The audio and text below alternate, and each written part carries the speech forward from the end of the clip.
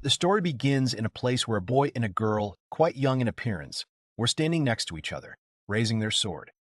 The girl said that if she thought about it, this was the first time she was fighting on the same team as Rain. The boy agreed and said that they were enemies. The girl smiled sweetly and said that they were now on the same side. The guy also smiled and agreed with her words. The street was humming on a sunny day. Two large armies met on a deserted field. People in different uniforms fought, clashing with different weapons. Suddenly, they all turned around as one, hearing a loud explosion. They were shocked by what happened.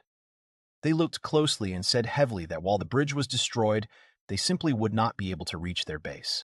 Suddenly, Rain stepped forward, a sly grin on his face and a heavy two-handed weapon slung over his shoulder. The army cheered when they saw the hero of Altain.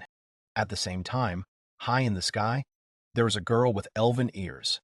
She was sitting on her staff, with the help of which she was floating in the air. She said that she simply could not allow him to go anywhere and destroy everything in his path.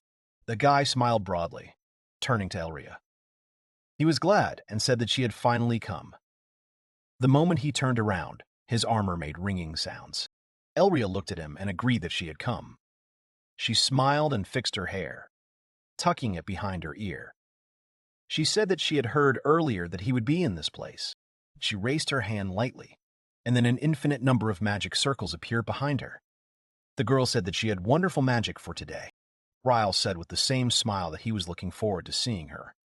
Then he asked if they could finally find out who was stronger, since hundreds of equal battles had already taken place.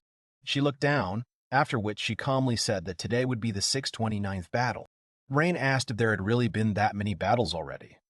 The guy slyly thanked her for diligently reminding him every time of the number of battles they had fought. After a short pause, Elria said that she was only reminding him because he forgot about it every time. He exclaimed that he simply could not do anything about it, because unlike her, he was not so stupid as to remember all this. Afterwards, he grinned widely and lowered his sword from his shoulder and said that it didn't matter at all, because on the battlefield he would never dare show his pity to anyone. He said that this rule would be valid as long as he was still called a hero. Elria smiled and said that she was called a sage, and therefore she could not lose to him in this battle. In the Altan Empire, which had great military power, there lived a man who was called a hero. Until the end of his life, he participated in numerous battles, and yet he never lost or knelt down. In Vagalta, a country that was at war with Altain, there lived a girl called the Sage. Using the principles of magic, she was able to improve her country's position in the war, and increased its power by spreading various magic techniques. These two constantly met on the battlefield. They never slept, never rested, as if they were always enjoying these battles. The only one against whom the hero, Rain, Frieden, could go to any lengths was Elria Kaldwin, the sage. However, this relationship simply could not last forever. In the end, they would still come to the point where one of them would be stronger. A rather grown man turned around and asked if the sage was really dead. He looked incredulous at this point. Right in front of him stood a man in uniform. This young man had only conveyed the words that the sage was dead. The man asked if Liat, the young man who had conveyed this information, was sure of it. Liat covered his eyes with his cap and agreed with this rather awkwardly. Then he added that this was confirmed information, because it was a message sent from a spy who had successfully infiltrated Vagelta before. The man fell into the chair behind him and lost in thought, unable to believe the information he had just heard. He said that all this time he thought that he was the first one who was destined to die in this long and difficult war. Suddenly, Liat also said that after hearing the news of her death, a royal decree was sent to His Excellency Frieden from the country. The man asked again and wondered if after the death of the sage he had become just a useless old man.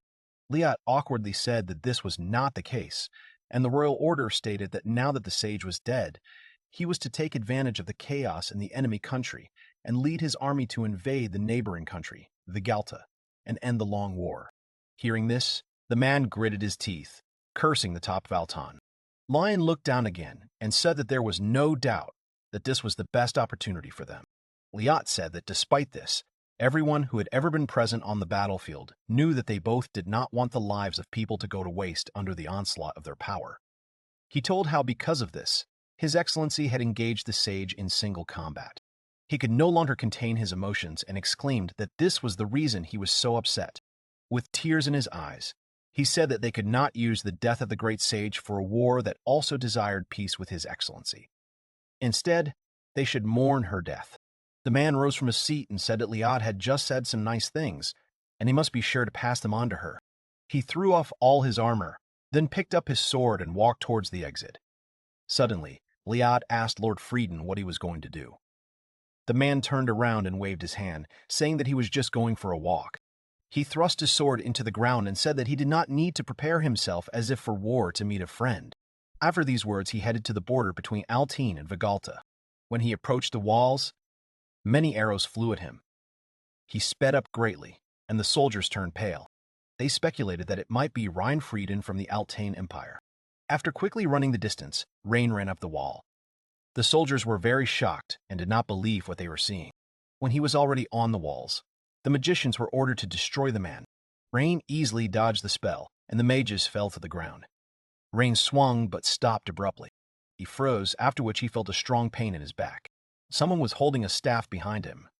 The magician turned to the hero Reinfrieden and asked why he had come and invaded their country. He turned around, recognizing the voice of little Tiana. He asked if she was there to take the place of her dead teacher. The girl remained silent, after which she burst into tears and asked him to answer. The other mages rushed to attack the man. A loud explosion rumbled through the wall, raising a cloud of dust. When the cloud cleared, the others saw Rain. He was injured but still standing. With a smile on his face, he looked at Tiana, who was crying bitterly. Rain walked past the mages who were crowded around Tiana and calmly said that he came to say goodbye to the sage. He also added that this was his only purpose in this place. With these words, he removed the fragments of magic from himself. Vegalta, the royal capital, was quite quiet. Suddenly, Rain smashed a large wall which affected the following ones. With one blow, he destroyed a large layer of protection. The guards gathered around him and ordered him to stand still. They all raised their weapons, when suddenly, their faces turned pale. They could guess who he was by his appearance. Rain walked confidently as the guards moved away from him. The man apologized and said that he didn't have much time left, and so he wanted them to let him through. The guards were barely holding back their emotions when suddenly one sobbing guy loudly asked Rain what he was going to do with their great sage. Abusing Rain said that before he died, he just wanted to talk to her one last time, and that was why he told them not to stand in his way. He took a few steps towards the coffin and saw Elria there, with whom he greeted kindly. He looked down and asked if she was really dead. He asked if she would suddenly come back to life. He said that these guys she raised were very strong, but they still couldn't compare to her in strength. He added that it was hard to give in to them, so as not to accidentally kill someone. He sank to the floor and said that Elria was something unimaginable. He said that even now, many people remember her with great respect. At this time, the people around could no longer contain their emotions, so they cried silently. Rain said that they never decided who was stronger, but he was glad to fight someone like her for over 50 years. He remembered their youth, thinking that if they were in another world, they would definitely become good friends. In his head, Elria extended her hand to him and said that they should decide who was stronger between them. Rain lay on the ground and bled out, after which he breathed his last and died next to Elria. There was complete darkness before his eyes, when suddenly he saw a girl who wished him good morning. Rain was crying when he suddenly stopped because he was very surprised. In confusion, he thought that he had died there, and just a minute ago he was still an old man. He tried to understand who this girl was. The unknown one said with a smile that it was time for Rain to drink milk. She raised the nibble with the liquid above her head, and with a wide smile said that this was special mother's milk. Seeing this, Rain turned pale. He screamed loudly in protest, but he still could not understand where he was or who this woman was. And so 18 years passed. Rain stood with an axe while other people worked in the forest. The boy turned around because someone called his name. One man asked Rain if he could cut down this tree too. The boy approached him and agreed. He lowered the axe from his shoulder and asked the man to move away a little. After listening to Rain, the man turned around and quickly agreed. At this time, several workers watched as Rain slowly approached a wide tree and swung his axe. His strength was incredible, and the moment he swung, You could see the air around him distort. Rain gently struck the tree with his axe, causing a dull sound to echo through the forest. After a few blows, Rain lowered his hand with the axe, then lightly pressed on the top of the tree, causing it to quickly fall to the ground with a loud sound. Several men approached Rain and said how lucky they were to have Rain. Another said that he couldn't believe the guy was doing all this without magic, because they wished they could do that too. Rain said that he doesn't know how to use magic, so he can't do anything about it. Then he lifted the tree easily, like a match, and asked where he should take it. One of the men started to speak, but Rain was faster, so he just shouted at the guy to wait a minute. He loudly exclaimed that there was a squirrel hiding in the hole in the tree. The little creature hid in a tree and ate its nut while Rain looked at whoever had said this in confusion. The men began to panic and shout that what was more important was that it was a new species. Another, equally panicked, shouted that this was an incredible discovery and that they should report it to the newspaper. Rain, who had been watching all this, could not help but notice how peaceful his life was in this place. He carried this tree and thought that he was sure that in this life he would spend all the days in this pleasant way. At this time, in one of the rather large houses of the city, it was quiet. The girl with long hair stood and looked at the newspaper, which had an advertisement about a new species of squirrel. The girl looked at Rain, who also got into the frame and looked puzzled. The girl picked up the newspaper and happily said that she had found Rain. At this time, someone called his name loudly in the guy's house. The guy came out of the room and asked his mother, who was in a panic, what had happened. The woman grabbed him and asked him, with tears in her eyes, what he had done. Rain said he didn't remember doing anything special. The mother exclaimed that a nobleman from the royal capital came looking for Rain this morning. They told him to go to the village chief's house. Rain said that, in other words, a mage who fights against magical monsters with magic. He said he didn't think he had anything to do with it, and then asked his mother what she thought. The woman panicked and said she thought it was a mistake too, but the aristocrat had called the guy by his first name. Rain said it didn't mean anything. His mother exclaimed that he was too calm, even though his mother was so worried about it. The boy thought about it. He thought that nothing could surprise him more than waking up and finding out that 1,000 years had already passed. His old homeland, the Altane Empire, had long since been destroyed and absorbed by the neighboring country of the Galta. The Galta is now called the Magical Kingdom of Vigalta, and magic has become something available to everyone. So there's little that can surprise him, especially considering his past life. His mental age is close to 90 years. He said it didn't matter, and first of all, he would go to the head of the village, because it's not nice to keep people waiting. The woman exclaimed that if he had caused trouble or something, he could have pretended that his mother didn't know. Rain said that he didn't care. The woman threw herself at his feet and exclaimed that it was sad and that they should atone for their sins together. Rain said that he must refute what he had done. He walked through the village while the villagers looked at him and asked what he had done. Rain noticed that rumors had already spread throughout the village. Suddenly, he was surprised. It was the first time in his life that he saw a magical carriage, and from its appearance, he assumed that it must belong to a high aristocrat. The old man ran up to Rain and asked him in a panic what he had done. The guy said that the leader was the second one to talk about it. The man said that he didn't care because he thought he was going to die. Rain asked if someone important had arrived.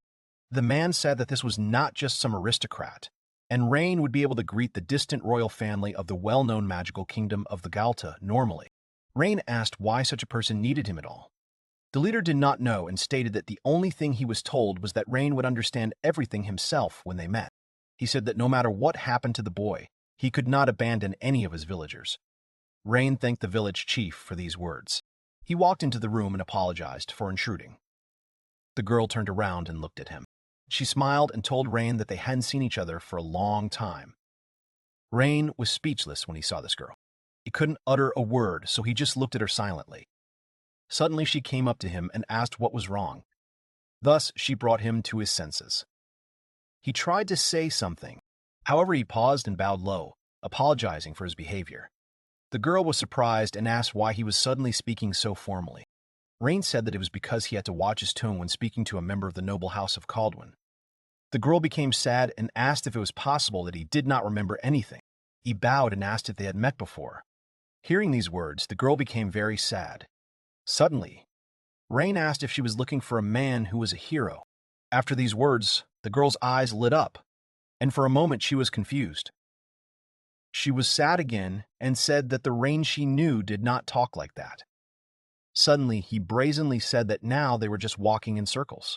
The girl lit up and said that right now, he sounded exactly as she remembered. Rain said that it was because he was the guy she was talking about. Like Altane's character, he changes his tone depending on the situation and who he's talking to. The girl was very happy that it was him. Rain agreed and then asked if she was the Elria he knew. The girl introduced herself and said that she was from Belgata and was about 200 years old. She also said that she liked to read and drink warm tea with milk, and that she often fell asleep in the sun when she was tired. Rain remained silent. Rain said that he had absolutely nothing to know her except her name and place of birth. Hearing this, Elria apologized. She folded her arms and said that to find out, they could just fight each other. Rain said that made things easier. But there was no place for her to use her magic. Elria folded her arms and then declared that if Rain could dispel her magic in 10 seconds, then she would definitely recognize him. After a while, the boys came out into a field where some trees grew at a considerable distance from each other. Rain said that this should be a good place to quietly release some magic. Elria looked around and asked where they were. Rain said that he worked in this place. Elria turned around and asked what Rain did for a living. The boy explained that he plowed the fields, as well as cut down trees and carried goods. Suddenly, Elria went silent, and then asked why exactly that was. Rain said that it was because he couldn't use magic. He smiled and said that if he was to judge, he was still as strong as he was in his previous life, so she didn't have to hold back. Elria said she understood, and then informed him that she was starting. She raised her staff, and a huge ball of magic appeared above her head. She confidently redirected the magic to Rain, who at the same time changed his stance and folded his hands so as to gather all the strength in his fist. He swung, then hit Elria's magic hard. In the blink of an eye, the magic dissipated, and there was nothing left in the air. Rain smiled sweetly and asked Elria how many times they had fought each other. The girl smiled and said that they had 6,329 battles. Rain sighed and said he didn't remember anyway. Elria laughed and said she knew, because she was always the one counting. She smiled widely and said she was very glad he turned out to be Rain. They sat down on 2 stumps, and Rain said that he never thought he would be able to see her like this again. Elria said she was reincarnated, so she thought he might be there too. The guy said it was incredible because she decided to do this without any proof. Suddenly, he thought about it and asked how she was able to find him. Elria proudly said that she saw a squirrel in the newspaper and recognized Rain from the photo in the article. The guy asked in amazement if she had even checked the rural newspapers. The girl said that she was very confident in her intuition. Rain turned to Elria and asked what this rebirth was that she had spoken of earlier. The girl said that if we speak simply, it is the transfer of all memories and abilities from the old life to the new one. If we speak precisely, it is called reincarnation magic. Rain said that Elria used this magic. Suddenly the girl confidently said that this was not so, and it was not she who used magic. Reincarnation magic is the name she gave it on a tentative basis. In theory, such magic exists, but she doesn't know how it works. Rain said that it turns out that Elria knows what will happen if someone uses reincarnation magic, but not the process itself or the method of using it. The boy asked if this was true. He added that if you think about it, even the sage who created magic does not know how to use it. Elria pouted and said that there were things that even she, a sage, did not understand. She said that if it was real reincarnation magic, she would look exactly the same as in her previous life, but her appearance was slightly different. Rain asked if that was true. The girl looked at him and asked if that was true. Rain tensed up and Elria blushed, expecting the guy to notice the change in her appearance. Suddenly, Rain noticed something and asked if it was possible that she had been reborn as a human instead of an elf. She quickly shook her head in agreement. The girl said that was why she and Rain now had the same ears. She remembered that the guy couldn't use magic and asked what his magic test results were. Rain asked if this was the same test they took as children. He said that after touching the examination device, it broke, causing him to be scolded and called ignorant. Afterwards, he said that it would be better to live his life in this village than to bring trouble to everyone with his magic. Magical creatures are still everywhere, but now the world is calmer than in their previous life. Suddenly, Elria said that Rain is a hero. The guy awkwardly said that it was in the past. Elria got noticeably angry and said that he was just as strong. Rain said that it didn't affect anything. He said that, first of all, only the sage was allowed to fight. Hearing this, Elria's face darkened completely. She jumped up and called Rain's name. Suddenly, she told him to marry her. Rain was very surprised and froze, after which he asked what she said. She said that Rain would now be her fiancé. The guy stopped her and said that she shouldn't talk about it as if it were something predetermined. She said that if he belongs to the Kaldwin family, related to the royal family, then regardless of the level of magic, he can pass the entrance exam to the academy. She said that Rain can show his capabilities and become a mage. She proudly declared that it was the perfect plan. Rain asked if that would be considered cheating. Elria said that it was not, and that they were not cheating anyone. She said it was because Rain was strong enough to fight her for over 50 years. She also said that everyone called Raina a hero. Now, no one recognizes him simply because he can't use magic, and she's not happy with that. Rain lowered his head and told Elria that he was very glad to hear that, but he could not answer her offer. Suddenly, she stopped him and suggested that they find out which of them was stronger. Rain immediately remembered their past. The guy stood up and asked if she thought it was unfair. Elria said that it was not so, because she was sure that Rain felt the same as she did. There were times when they were called a sage and a hero, and the loss of one of them could lead to the fall of their countries. That's why, despite their fair fights, they tried not to take each other seriously. But if only their wishes were taken into account, it would be easier. The boy stood up slowly and said that he would not run or hide. He smiled and said that he would always accept her challenge. There were a lot of people crowded around the house. The chief called Rain and asked if there was any bad news. The boy said that it had been decided that he would go to the capital together with Mrs. Kaldwin. The girl was blushing at her own proposal. The boys left the house together, and Elria was shocked. People crowded around them asking Rain if he was really going to the capital. They admired Elria and wanted to meet her. The guy turned to them, after which he noticed that Elria was red with shame. He turned around and said that they were leaving, but if they stood so close, they would not be able to get into the magic carriage. Rain extended his hand behind him, and Elria reached out to him, hesitantly. She took his hand and felt a slight calm. The leader jumped out and shouted loudly to the others to do as Rain said. Elria was scared. The village leader stepped forward and dispersed everyone who was bothering the boys. Rain turned and pulled Elria along with him with a smile on his face. The girl thanked him awkwardly as the color slowly faded from her face.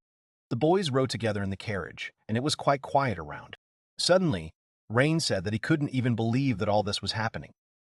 Elria looked nervously at the floor, thinking that she should keep quiet.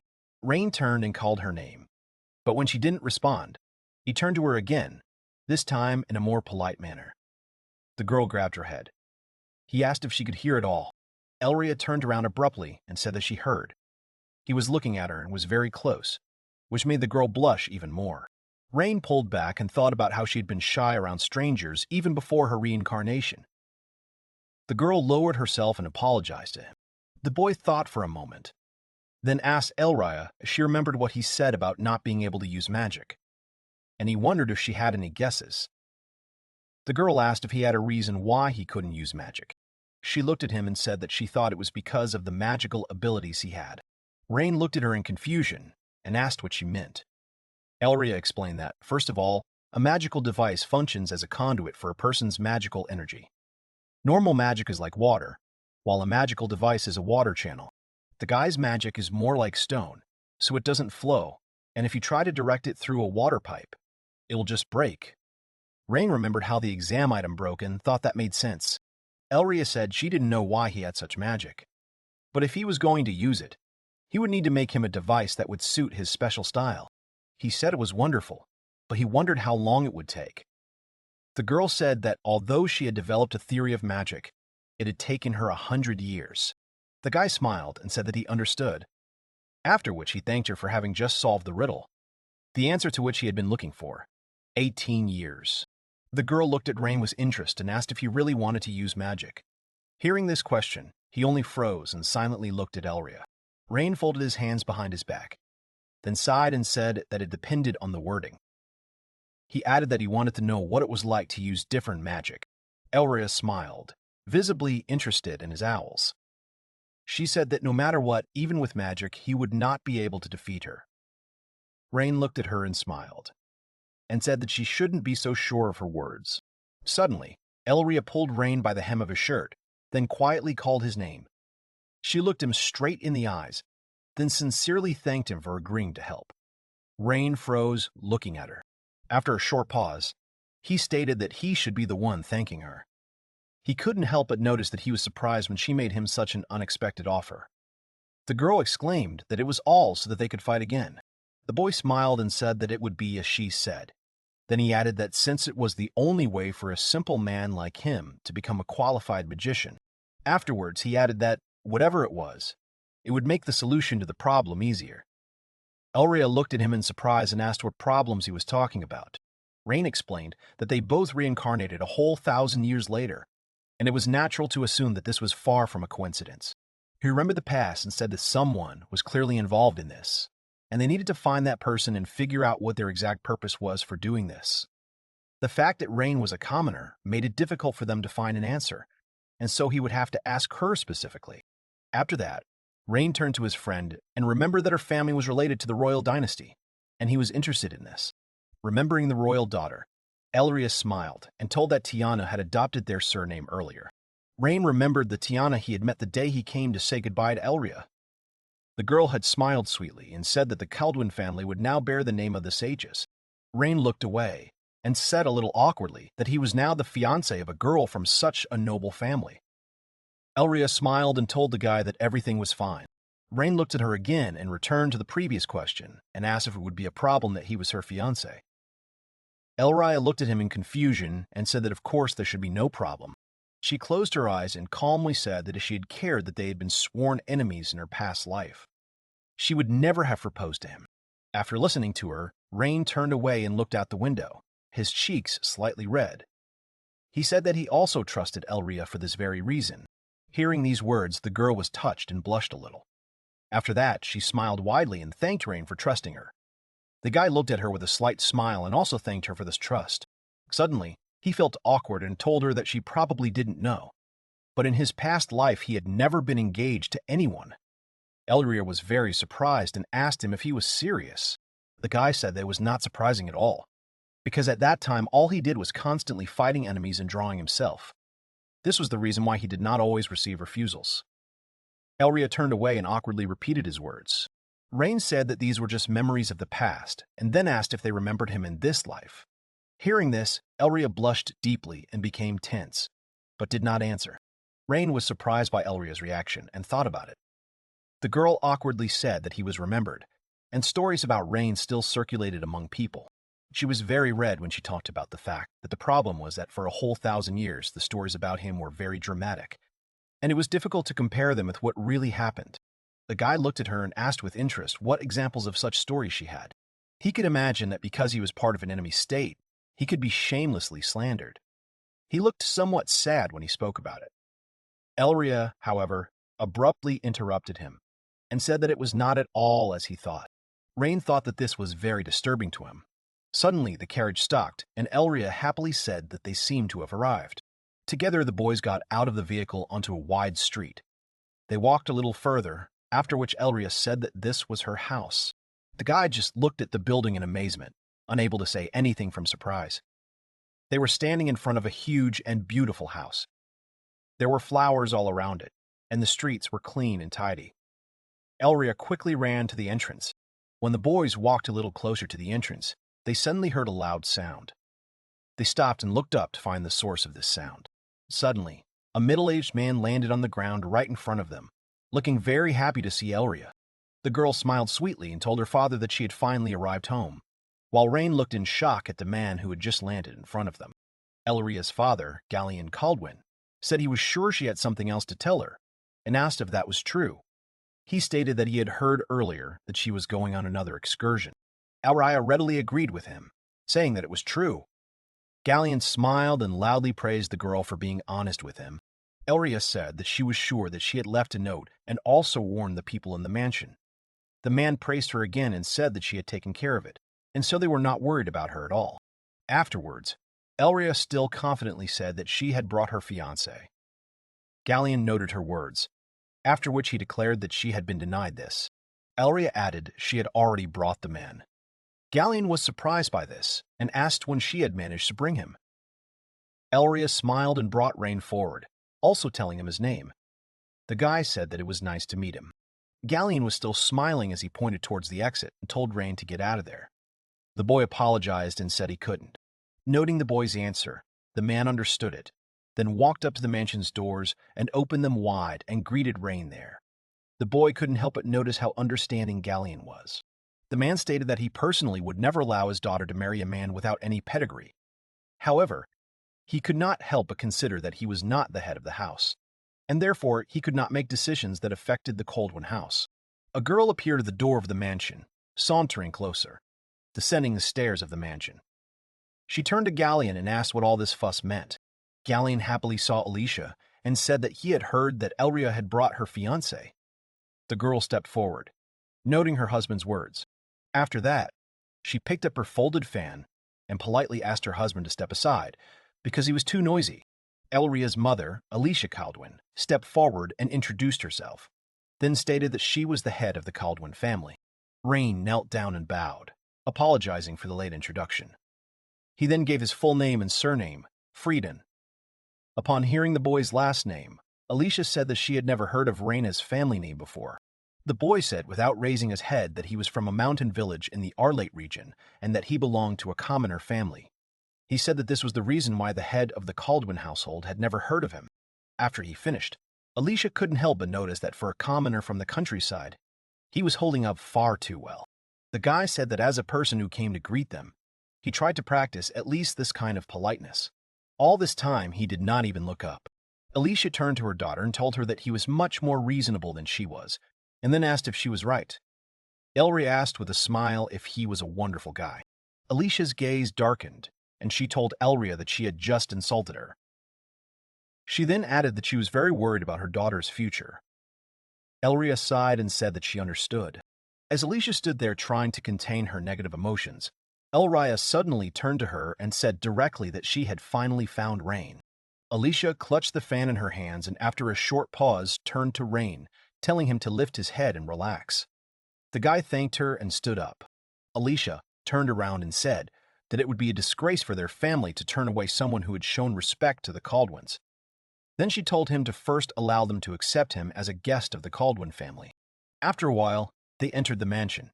Rain was sitting at a small table, while Alicia was sitting opposite him. The guy awkwardly asked her if Elria and Galleon would be present at their meeting.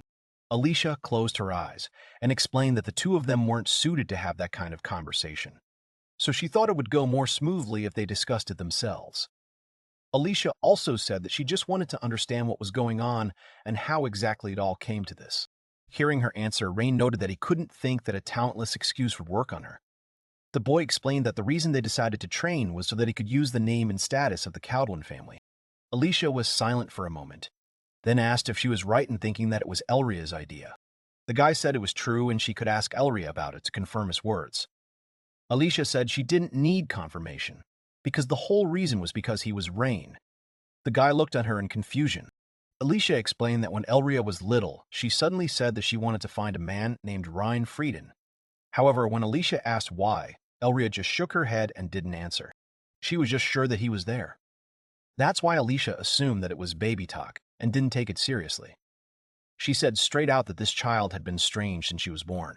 She told that Elria had a talent for magic, never cried even when she was a child, and she was even scared of her own mother. Rain listened to Alicia's story in shock, understanding Elria and her feelings. 1,000 years after her past life, she wakes up in a world where she knows no one. Even in such a difficult situation, Elria continued her search without a single clue, but with a feeling that Rain is definitely here.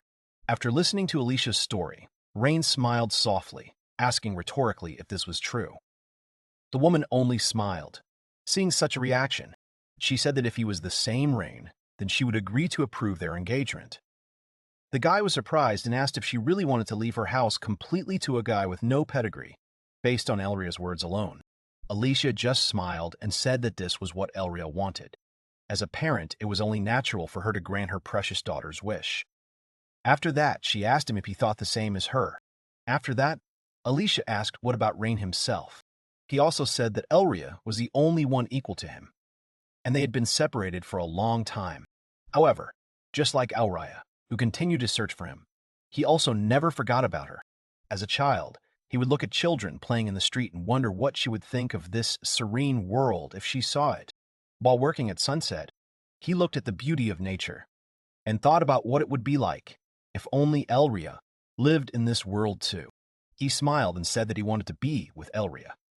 Hearing such an answer, Alicia couldn't help but smile. She said she would give him a passing grade for the sentence. The guy said it was strict. Alicia said that anyone can talk, but only the actions and their results matter. Alicia said that the condition for accepting the engagement was to obtain the title of mage with Elria in the same magic academy, and Rain must prove himself while at the academy. The guy asked how he could do this. Alicia smirked and asked why he didn't just use force, since she had high hopes for him, since even Elria approved of him. Alicia snapped her fingers and told Galleon to come over there for a minute. The doors immediately swung open and a man appeared. Galleon asked if Alicia had called him. The woman told him to be quiet and come in. When he approached her, Alicia told Galleon that they wanted to see how good the boy was, and after that, they would decide if he was worthy of entering the Magic Academy. Galleon only said loudly that she could leave it to him. Rain said that in that case he would simply dodge Galleon's attacks and then strike. He asked if that would do. He then smirked and added that they shouldn't complain if he accidentally destroyed the building in the process. They found themselves in another room, and Rain asked what kind of room Alicia had. The woman said that this was a special room for magical training run by the country. Even non-magicians could participate in magical combat there. She also noted that Elria had trained there as well. Alicia said she would go and talk to Elria. As a parting gesture, she asked Galleon to test Rain's abilities thoroughly. The man happily agreed. Then he turned to Rain and exclaimed that they should enjoy the sparring. The boy asked if Galleon would mind if they used the same victory conditions as they had agreed upon earlier. Galleon happily agreed and said that Rain would win if he could dodge all of the man's attacks for the next hour from now on.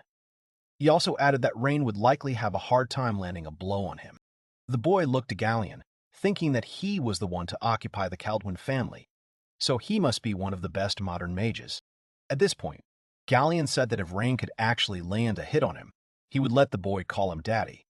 Rain bowed deeply and asked Galleon to just let him call him father-in-law.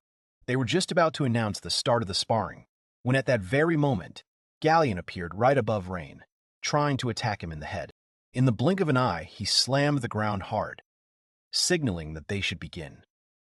A large shockwave spread throughout the room from Galleon's strike. The next moment, he noticed that there was no one under his hand, and he had not injured anyone. He thought about it, and then told Rain that he had a great reaction. At this time, the guy had already swung his leg in order to injure his opponent. Galleon quickly changed his position and pointed his fist at Rain. He threw it across the room, but Rain managed to change position and did not take much damage. Galleon rushed towards him and said that they should be a little more serious. He swung again, and when he saw this, Rain paused for a moment, considering his next move. Just as Galleon's attack hit the wall, Rain jumped up and did a somersault, ending up behind Galleon. Rain thought that if Elria was training somewhere around here, he thought there should be a strong magical barrier nearby. The guy said that Galleon was impressive. The man turned around and said that he felt like he was training with Elria, before adding that there was no need to hold back. Rain bowed low again and apologized. He stood up and said with a wide smile that he would make his move then. He clenched his fist tightly. At this time, Elria was sitting in an empty room. She heard a knock on the door and was very scared.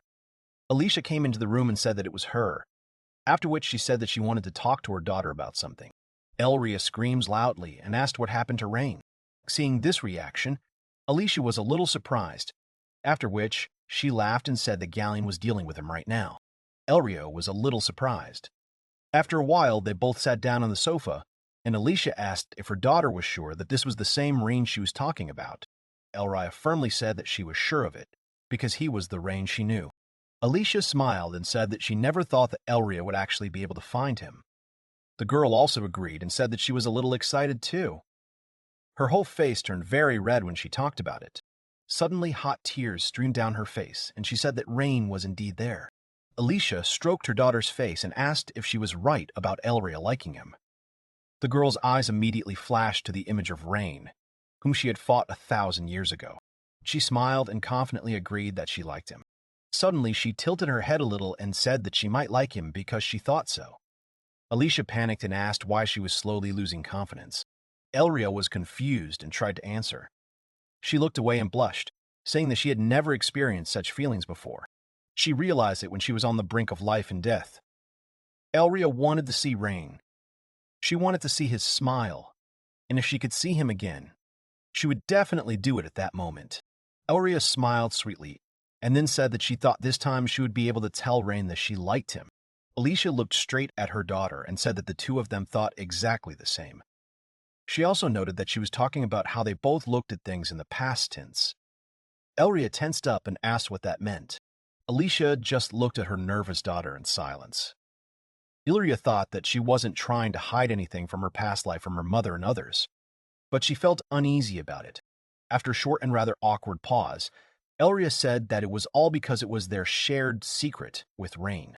Alicia patted her daughter's head and agreed, saying that in that case, she wouldn't ask too much. Elria looked at her mother. After that, the girl lowered her gaze a little lower and smiled, sincerely thanking Alicia for this. Suddenly, Alicia looked at her daughter, and then asked if they'd already talked about this. Alicia asked if Elria had told him everything, and then reminded him that the girl liked him, and that was why she wanted to spend her whole life with him.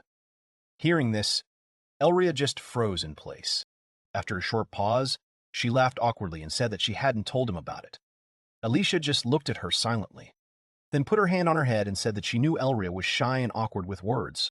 However, she couldn't believe that she hadn't even told him about it. Elria, in her defense, exclaimed that it wasn't so, and Alicia hadn't thought about that. She noticed that she had thought about it a lot, and the word engagement was the first thing that came to her mind. At that moment, Alicia remembered how Rain had smiled sincerely and said that he wanted to be with Elria. She awkwardly said that he was quite a good young man to be able to say something like that in such a situation. Elria immediately asked her mother with interest what Rain had told her. Alicia smiled mischievously and said that she couldn't tell Elria these words. She told her daughter to make sure that she confessed her feelings to him first, and then she should ask him. Elria sighed awkwardly. Alicia smirked and said that in that case, she would be interested in recognizing Rain and letting Galleon train the boy. Suddenly, Elria darkened and asked what they were doing now. Alicia just looked at her daughter, then said that in order to confirm their engagement, she had instructed Galleon to test the boy's abilities. Elria sternly called her mother by name. Alicia only said that if Elria wanted to ask her to be gentler with the guy, she would not listen to her. Elria said that was not the issue at all. The girl quietly said that Rain couldn't use magic, but he was still very strong, and their dad was in danger. Alicia just looked at her daughter in amazement. At that very moment, the wall of their mansion was broken, and with a loud crash and a strong gust of wind, a male body flew in. Alicia was in a stupor. Elria gasped awkwardly, while Alicia turned very pale. A huge hole appeared in their mansion, which was created by the next, no less powerful blow. Alicia looked around in shock at the remains of her mansion, while Elria stepped forward and heard someone loudly asking if there was anyone else there. She looked out the window and saw Rain there. The girl called him and said that she was in this place. Seeing her, Rain called the girl by name. Rain cupped his hands to make the sound louder and shouted, asking Elria if she had seen Galleon flying somewhere there. Elria said that he had just arrived there a second ago. Rain was very surprised and asked if it was true, then said that it happened even though he was holding back. Elria looked down and asked what exactly he did. Rain said that he had been told earlier that he didn't need to hold back, so he gave him a gentle push. Elria sighed and said that in that case, she thought her father would be fine. Alicia turned pale as she listened to their conversation. Elria turned around and saw the shock on her mother's face. Alicia started shaking and asked Elria what the hell this Rain was. The girl smiled sweetly and asked if her mother had found out how strong Rain was. She laughed and said that the man she loved was the strongest. And so it had been a month since Rain had blown the Kaldwin wing to pieces. The repairs were in full swing. That day, Rain sat on the small steps of the library, holding a neat little book in his hands. He took a deep breath and said that, as expected, there was no mention of Althine or his hero in this place. He would understand if this was a village library, but it was surprising that even a distinguished family like Kaldwin had no record of it. At that moment, Elria entered the room. The girl told Rain that he had received a letter. The guy went down, wondering if he had conveyed the news of his and Elria's engagement to the village. It was a letter from his mother. She asked if Rain was engaged to a daughter of the Caldwin family. Afterwards, she said that she understood, and that prank. She said that her mother would not be fooled, but she would keep quiet to laugh at his father's reaction when he returned home. Elria asked what his mother was writing. The boy quickly collected the letter and said that she seemed to think it was a joke. He also said that the village chief had asked him to bring souvenirs from the capital. Elria thought for a moment and asked if Rain had visited the royal capital before. The boy smiled awkwardly and said that Alicia had carefully taught him the manners and etiquette of the Caldwin family over the past month. It was definitely related to the resentment over the destruction of an entire wing. Elria hesitated and blushed slightly, trying to say something. The girl pulled herself together with difficulty, after which she loudly exclaimed to Ryan that they should go shopping. The guy was a little surprised when he heard this proposal. Elria turned away and blushed, then said that they needed things to wear for the exam at the academy. Rain just looked at her, then remembered and looked at her village clothes. The guy looked at Elria and smiled, then said that he agreed, and with such an appearance, he would definitely not be able to live up to the image of Elria's fiancé. The girl turned away and was glad that she was able to do this, and she and Rain would have a date. After a while, the mansion was silent. Alicia looked at her daughter and commented on how cute she looked, then added that she really hoped that she and Rain could enjoy their date together. Elria turned away and warned the others that she had left. Rain was standing at the exit at this time, ready to go shopping. When he saw Elria, he immediately perked up. He blushed a little and put his hand behind his back, after which he told Elria that they could go. The girl took his hand and smiled broadly, agreeing with his words. The streets of the city were quite calm. Seeing Ryan's clothes, Elria asked if these things really belonged to her father. The guy confirmed this and said that he had borrowed them from Galleon for a short time. The man at that moment happily said that using Daddy's clothes was a great idea. Rain blushed slightly and said that he was hesitant to ask him about it after causing him so much trouble. He was very sorry. Elria smiled and said that she thought it was cool and unusual to see the other side of Rain. But today, she wanted to find something that would suit Rain even more. Hearing these words, the boy blushed deeply and covered his face with his hand. He quietly agreed with Elria. After some time, they went into a clothing store where the guy's measurements were successfully taken. They picked out some nice suits that suited Rain well. It was warm outside, and many people were enjoying the beautiful day near the fountain. The guy at this time took a bite of the burger he had just bought. His face lit up with joy, and he couldn't help but notice how delicious the dish was. Rain said that the cuisine in the Elria family's estate was delicious, but 100 years ago, something like this was simply unthinkable. Elria only quietly agreed, chewing her food. After that, she loudly exclaimed that adding a little salt to simply grilled meat and stale bread would make the dish perfect. Rain laughed and said that he completely understood her in this regard. Elria smiled broadly and said that what she enjoyed most was the opportunity to eat peacefully with Rain. Suddenly, Rain noticed something and awkwardly pointed out to Elria that she had breadcrumbs on her face. The girl was confused and tried to find with her hand what he said. Rain came closer and gently pointed at it with his finger and said that there was some there. Elria froze at that moment. Rain also froze quickly, blushing slightly. His gaze fell on Elria's soft lips. The girl blushed deeply and called the guy by name, bringing him back to his senses. At that moment, she remembered her mother's words, that she should make sure that she confessed her feelings first, and only then ask him about it. At that very moment, Elria jumped up violently, and Rain hit his face on the table. Everything that was on their table fell apart, and they tried to come to their senses. Elria awkwardly asked the boy if he was okay. Rain, on the other hand, didn't look up from the floor when he said he was a little nervous. Many eyes were directed at them at that moment. Elria sighed indulgently, after which she said that there was one place that she really wanted to show him. After some time spent on the road, they both stood at the edge of the fence. Elria smiled and extended her hand and said that over there was the Magic Academy of the Kingdom of Vigolta, where they would take their exams. Rain said admiringly that this place was simply huge. Elria said that, to be honest, she could have enrolled there when she was 12, but she delayed her enrollment because Raina said so. The boy sighed and thanked her for taking the time to do so. Elria added that the king also asked her to hold off on it, so that she and the princess would not act at the same time, and as a reward she received sweets. Rain laughed and said that it was as expected of her. Suddenly, the girl said that it was strange for her to think that she and Rain would now study together. The guy said that it would only be true if he successfully passed the exams. Elria looked at the site and asked if there was anyone Rain liked in his home village. The guy smiled and said that for him, who was already over 90 years old with his past life, everyone looked like children or grandchildren. Elria became embarrassed, wanting to ask something more personal, but Rain interrupted her. He added that in addition to the first reason, he also thought about her all the time. He smiled and said that it was just like she'd been looking for him all this time. The girl blushed, obviously moved by his words. She looked him straight in the eyes and said that she not only wanted to fight him, but she also wanted to spend time with him, like they did today. She looked at him confidently and said that this was the reason she was glad that she and Rain got engaged earlier. Suddenly, she extended her hand towards him, and she said that because of this, he should take care of her from now on. Elria was very nervous when she said these words. Rain raised his hand and said with a smile that it was mutual, then said that she should also take care of him. They held hands after these words.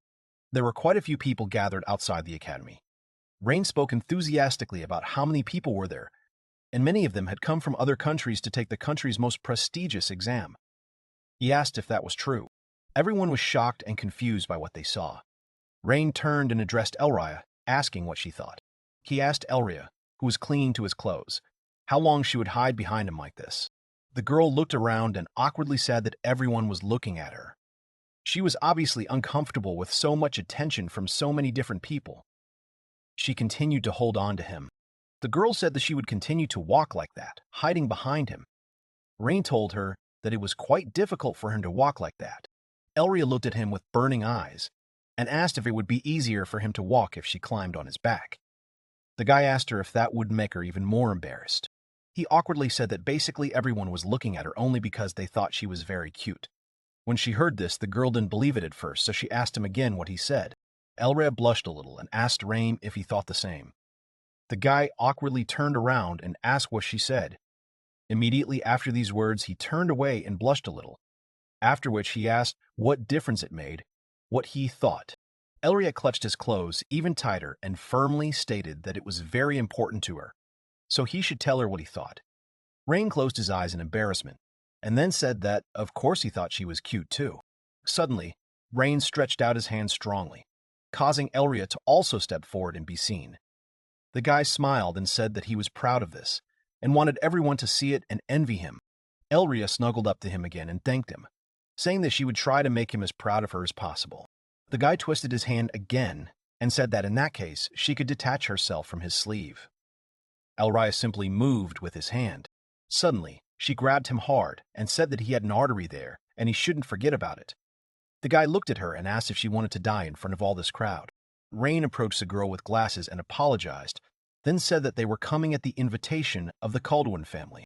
The girl asked if they were Elria Caldwin and Ryan Frieden. After confirming their identity, she pointed out the way and said that they could go there. They walked down the hallway together, and the girl said that she never thought she would be able to walk with Elria, the sage who had reincarnated. She exclaimed that she had never dreamed of such a thing.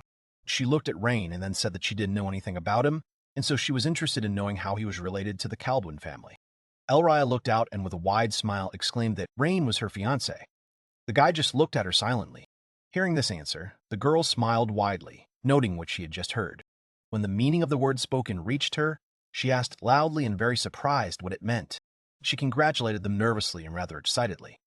Then she asked if this meant that Rain came from a noble family.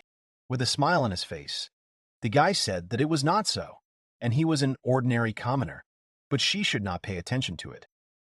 The amazed girl exclaimed that it was simply impossible not to pay attention to it. Suddenly the boys noticed a large shadow nearby. A large body of some creature flew very close to them. A certain girl smiled broadly and told the boys to be careful, because someone large was approaching. A large winged creature flew across the sky, after which it suddenly stopped and a strong and extremely loud explosion was heard in the sky right in front of it.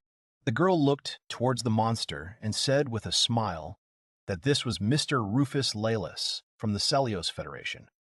Rain turned around and said that this was a country located on the other side of the irrigation and living in harmony with magical beasts. The girl agreed with this and said that, moreover, since this country specializes in summoning magic, the power of a wizard is determined by what magical creatures he can tame. At this time, Rufus Lilas was flying on a dragon. The girl said that despite the fact that conflicts with other countries had long been over, their country was a mine of magic, and in the Magic Academy, they could achieve impressive results. Therefore, they would be able to secure an advantage in relations with other countries. Rain thought for a moment, then said that the point was that the war was being fought indirectly. The girl smiled and said that the guy was absolutely right. The girl smiled and said that Mr. Rufus Lilas could easily use the 4 dragons that were the symbol of Celios, and she was also widely known by the nickname of the Dragon Princess. Rain looked at the girl and the dragon who were flying in the air and fighting with something. He smiled and was amazed, and then said that it was just amazing. Suddenly, his gaze fell on Elria, whose face darkened. The girl lowered her gaze down in resentment and pressed herself against Rain's hand even more tightly than she had done before. Suddenly, she looked him straight in the eye and angrily declared that she, by the way, also possessed summoning magic. At that moment, she pulled him hard by his hand towards her. Rain smiled awkwardly and agreed with her. Elria looked at him and added with resentment that she also possessed other magic. The girl guide had been silently and awkwardly watching the small quarrel from the sidelines the whole time. The guy smiled even wider, and after a short pause, told her to surprise him with something another time. He looked rather awkward. Elria was fired up by the idea and confidently agreed with him, saying that he would be surprised much more than he can even imagine at the moment. The guide girl smiled awkwardly and stepped forward, after which she said that this was the very place where the exam for the boys would take place. After these words, Rain and Elria simultaneously looked in the direction the girl indicated. She showed the boys a small magical object and said that they would need to destroy this very installation using magic in a limited amount of time. Elria just stared at the object in silence. There was not a single emotion on her face. Suddenly, she took a few steps forward and turned to the girl, asking if she could take an exam that was more difficult than this one. Hearing these words, the girl was very surprised and asked what exactly Elria was talking about. Rain approached her and put his hand on her head, after which he said with some concern that she had better not disgrace the poor employee. Elria looked at the guy and calmly said that this was really too easy for her. The employee, in a panic, picked up the magic device and began to quickly type something on it, telling the guys to wait just a little bit. The guys silently looked at her, waiting for her to act. After just a few moments, the magical device began to rapidly change shape until it took the form of a tiger. The magical energy in the form of a beast looked around. Rain looked at the creature and asked if it was the magical beast. Elria looked at it and said that it was not, and that it was just a training projection that simply imitated the magical beast. The employee adjusted her glasses and smiled awkwardly, after which she said that, as they themselves could already understand, the beast was developed on the basis of samples that had previously been brought to the academy. Elria stepped forward and said that this meant she would have no trouble with him. She smiled slyly, then called out Raina's name, who was standing not too far from her. The guy looked at her with interest. Elria turned around and said with a smile that he shouldn't blink so as not to miss anything. At that very moment, a magic staff materialized in her hand. She waved her weapon and said that it was an opening. At that moment, many magic circles appeared in the air. The girl directed all her power straight at the magical beast and said that this time, Rain would see for herself that she was hitting harder. The monster growled loudly at the girl and raised its sharp claws, while Elria was already using powerful magic to attack her enemy. At that very moment, a thick stream of magical power was directed from the sky straight at the monster, which quickly and with a loud roar, crashed into the magical monster. Elria turned back and smiled sweetly, asking Rain his opinion on what he had just seen. Everything behind the girl was on fire, and her sweet face contrasted well with what was behind her. The employee was very shocked by what she saw. She fell to the floor and turned pale, trying to say at least a word. Rain smiled and said that it looked much more vivid than he remembered. Elria smiled and said that she also made sure to remove the target's defense and barrier without changing the original power. Rain patted her head and said in surprise that he had never seen such a strong and resource-hungry combo. The panicked employee turned to the boys and asked how they could remain so calm when they saw something like that. Rain, perplexed, said that he was used to this. Afterwards, he thought about the fact that 1,000 years ago people used magic even stronger than this. The employee exclaimed in panic, turning to Elria, saying that the magic she had just released was 10th level magic, the highest level. The girl asked if that was true, and then said that she had never seen anyone other than a high-level mage use such powerful magic. Rain apologized and asked the girl what his grade would be if he could blow it all away. The employee turned around, confused, to see what he was talking about. She turned around and saw everything around her burning. Rain said that fire spread easily in a forest fire. The girl laughed very nervously. The employee nervously said that this fire was created by magic, and in order to extinguish it, magic of at least the level of Ms. Elria's was needed. Rain stepped forward and said that he understood. He stretched his arms. Rain flexed his hands, making fists, increasing them. The boy looked at the fire and declared that it only meant that he would definitely get a good grade on the exam. After that, Rain made a neat lunge forward. His actions were fast and agile. He extended his fist forward, causing small electrical discharges to flow from his hand. He was completely focused on his task. At that moment, when he finished his attack, immediately after that a whirlwind appeared, which swirled into an arc and began to destroy absolutely everything that was in the guy's path. He put his hands on his waist and looked at the forest, which a few moments ago was all on fire, and now there was no sign of fire. He sighed and said that he did it somehow like this. The remnants of his attack continued on their way, destroying everything in their path. At that moment, his power collided with the magical barrier that protected this place. The barrier was able to stop his power, but it itself cracked. Elria came closer to the guy and said admiringly that he hits, as always, with glory. Rain stretched his arms and said that it was true, but he was not in the best shape yet, because before he used both weapons and armor.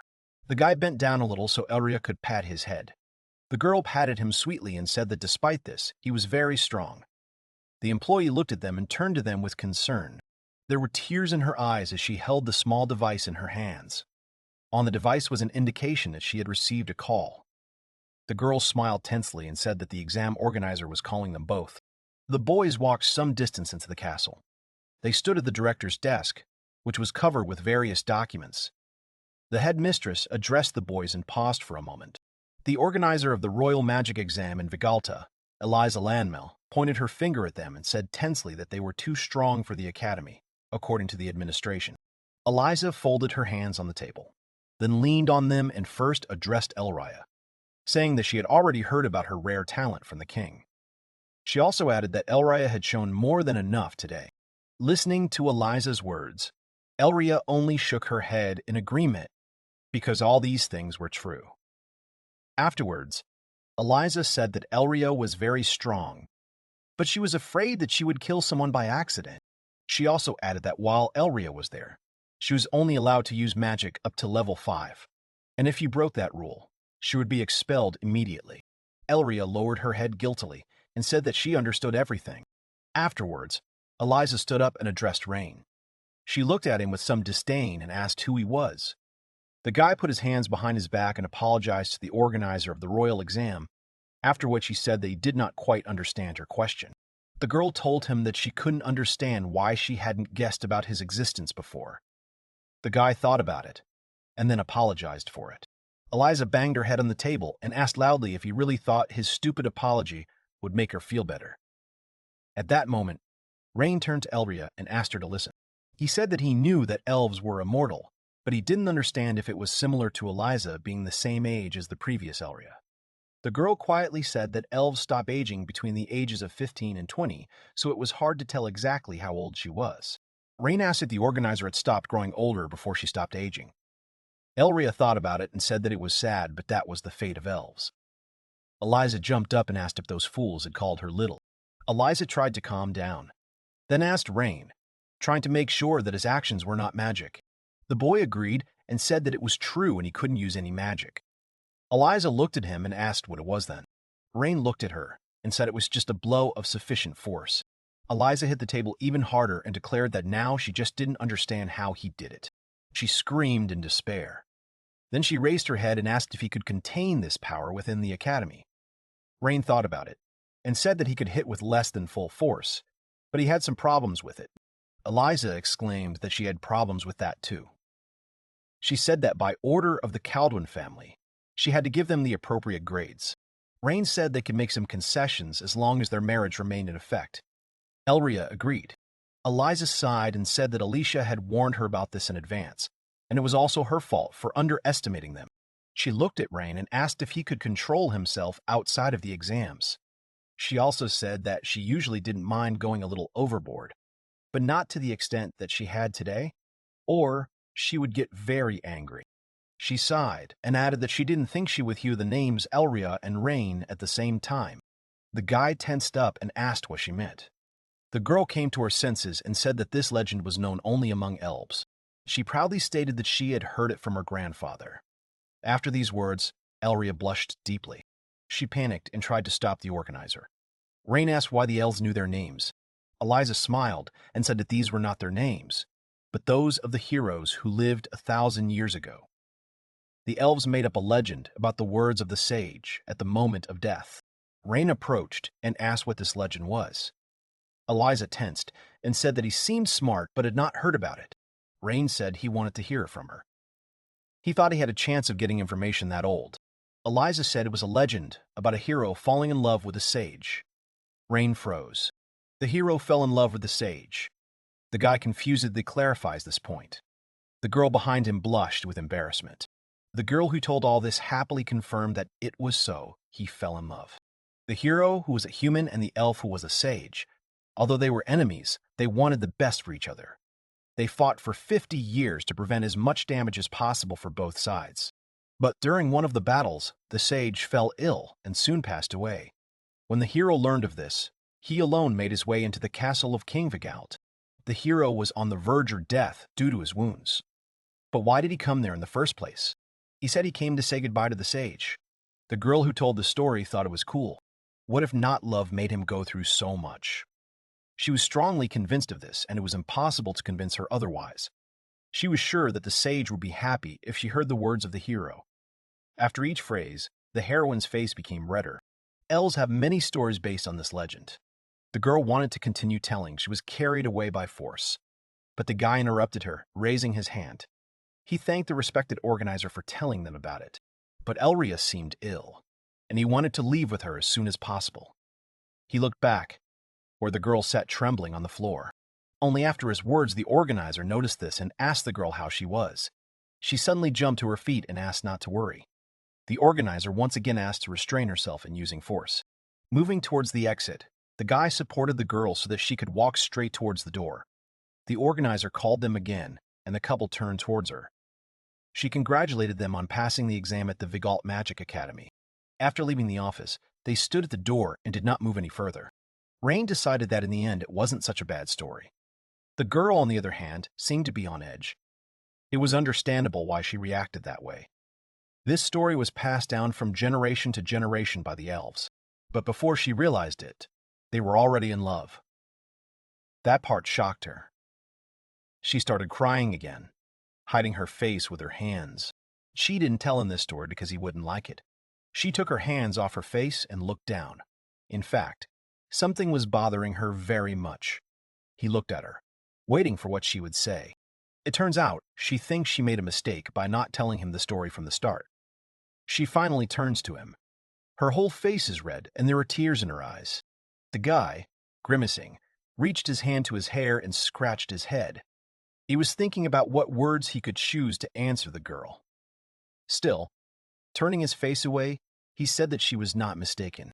After all, it's just a legend that the elves have.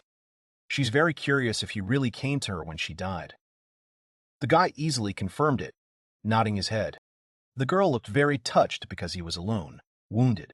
But he came to her. It was very surprising.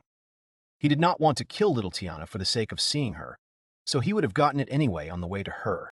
The girl was completely consumed by curiosity, and she screamed, asking what he said the last time he saw her. The guy's eyes widened in surprise. He remembered that in the end, they never figured out who was stronger, but he was happy to fight with her for those 50 years.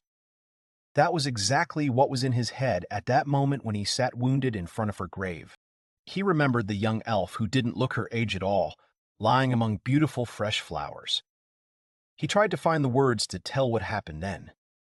He opened his mouth to say the words at the grave, but he decided to answer a little differently. He lied to the girl that he hadn't said anything then. This surprised her very much. She shouted that he was able to open his mouth like a fish. He now looked very embarrassed too. But she shouted that she did not think that a person would imitate a fish before dying. Her face turned red, and they both looked very stupid. She seemed to realize that he had lied to her and began asking what he had actually said, asking the same thing over and over again. The guy simply turned around and walked away. He said that it was time to go. They needed to tell Alicia that they had passed the exams. The girl ran after him, calling for the hero. After some time, in the mansion, many people gathered together, both servants and family members. They shot firecrackers, congratulating them on passing the exams to the Magic Academy. The girl thanked her mom and dad for arranging such a celebration for them and for their congratulations. Rain thanked his relatives for such a gift. The woman approached the young man and grabbed him by the shoulder and said that they would soon be moving into the academy dormitory. She shifted the responsibility for Elria to Rain. The guy did not quite understand what responsibility she was talking about. Elria is shy, silent, and not very polite. She had other concerns. Apparently, she could not always devote much time to her daughter. The young man was called from the side, and he looked around. The woman sighed, clutching her face. With tears in his eyes, the girl's father said that he did not want to ask him, but still asked him to help Elria at the academy.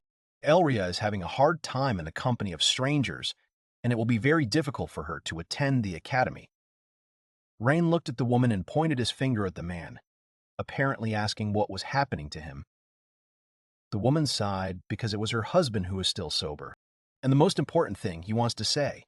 The guy and the man's wife continued to listen silently and wait for what he would say this time. Even more, pointing his finger and shouting that he should not even touch his daughter until the wedding. Their faces were distorted in confusion and condemnation. They simply continued to silently stare at the man and his strange behavior. Rain said that of course he would, and that he understood him as a father.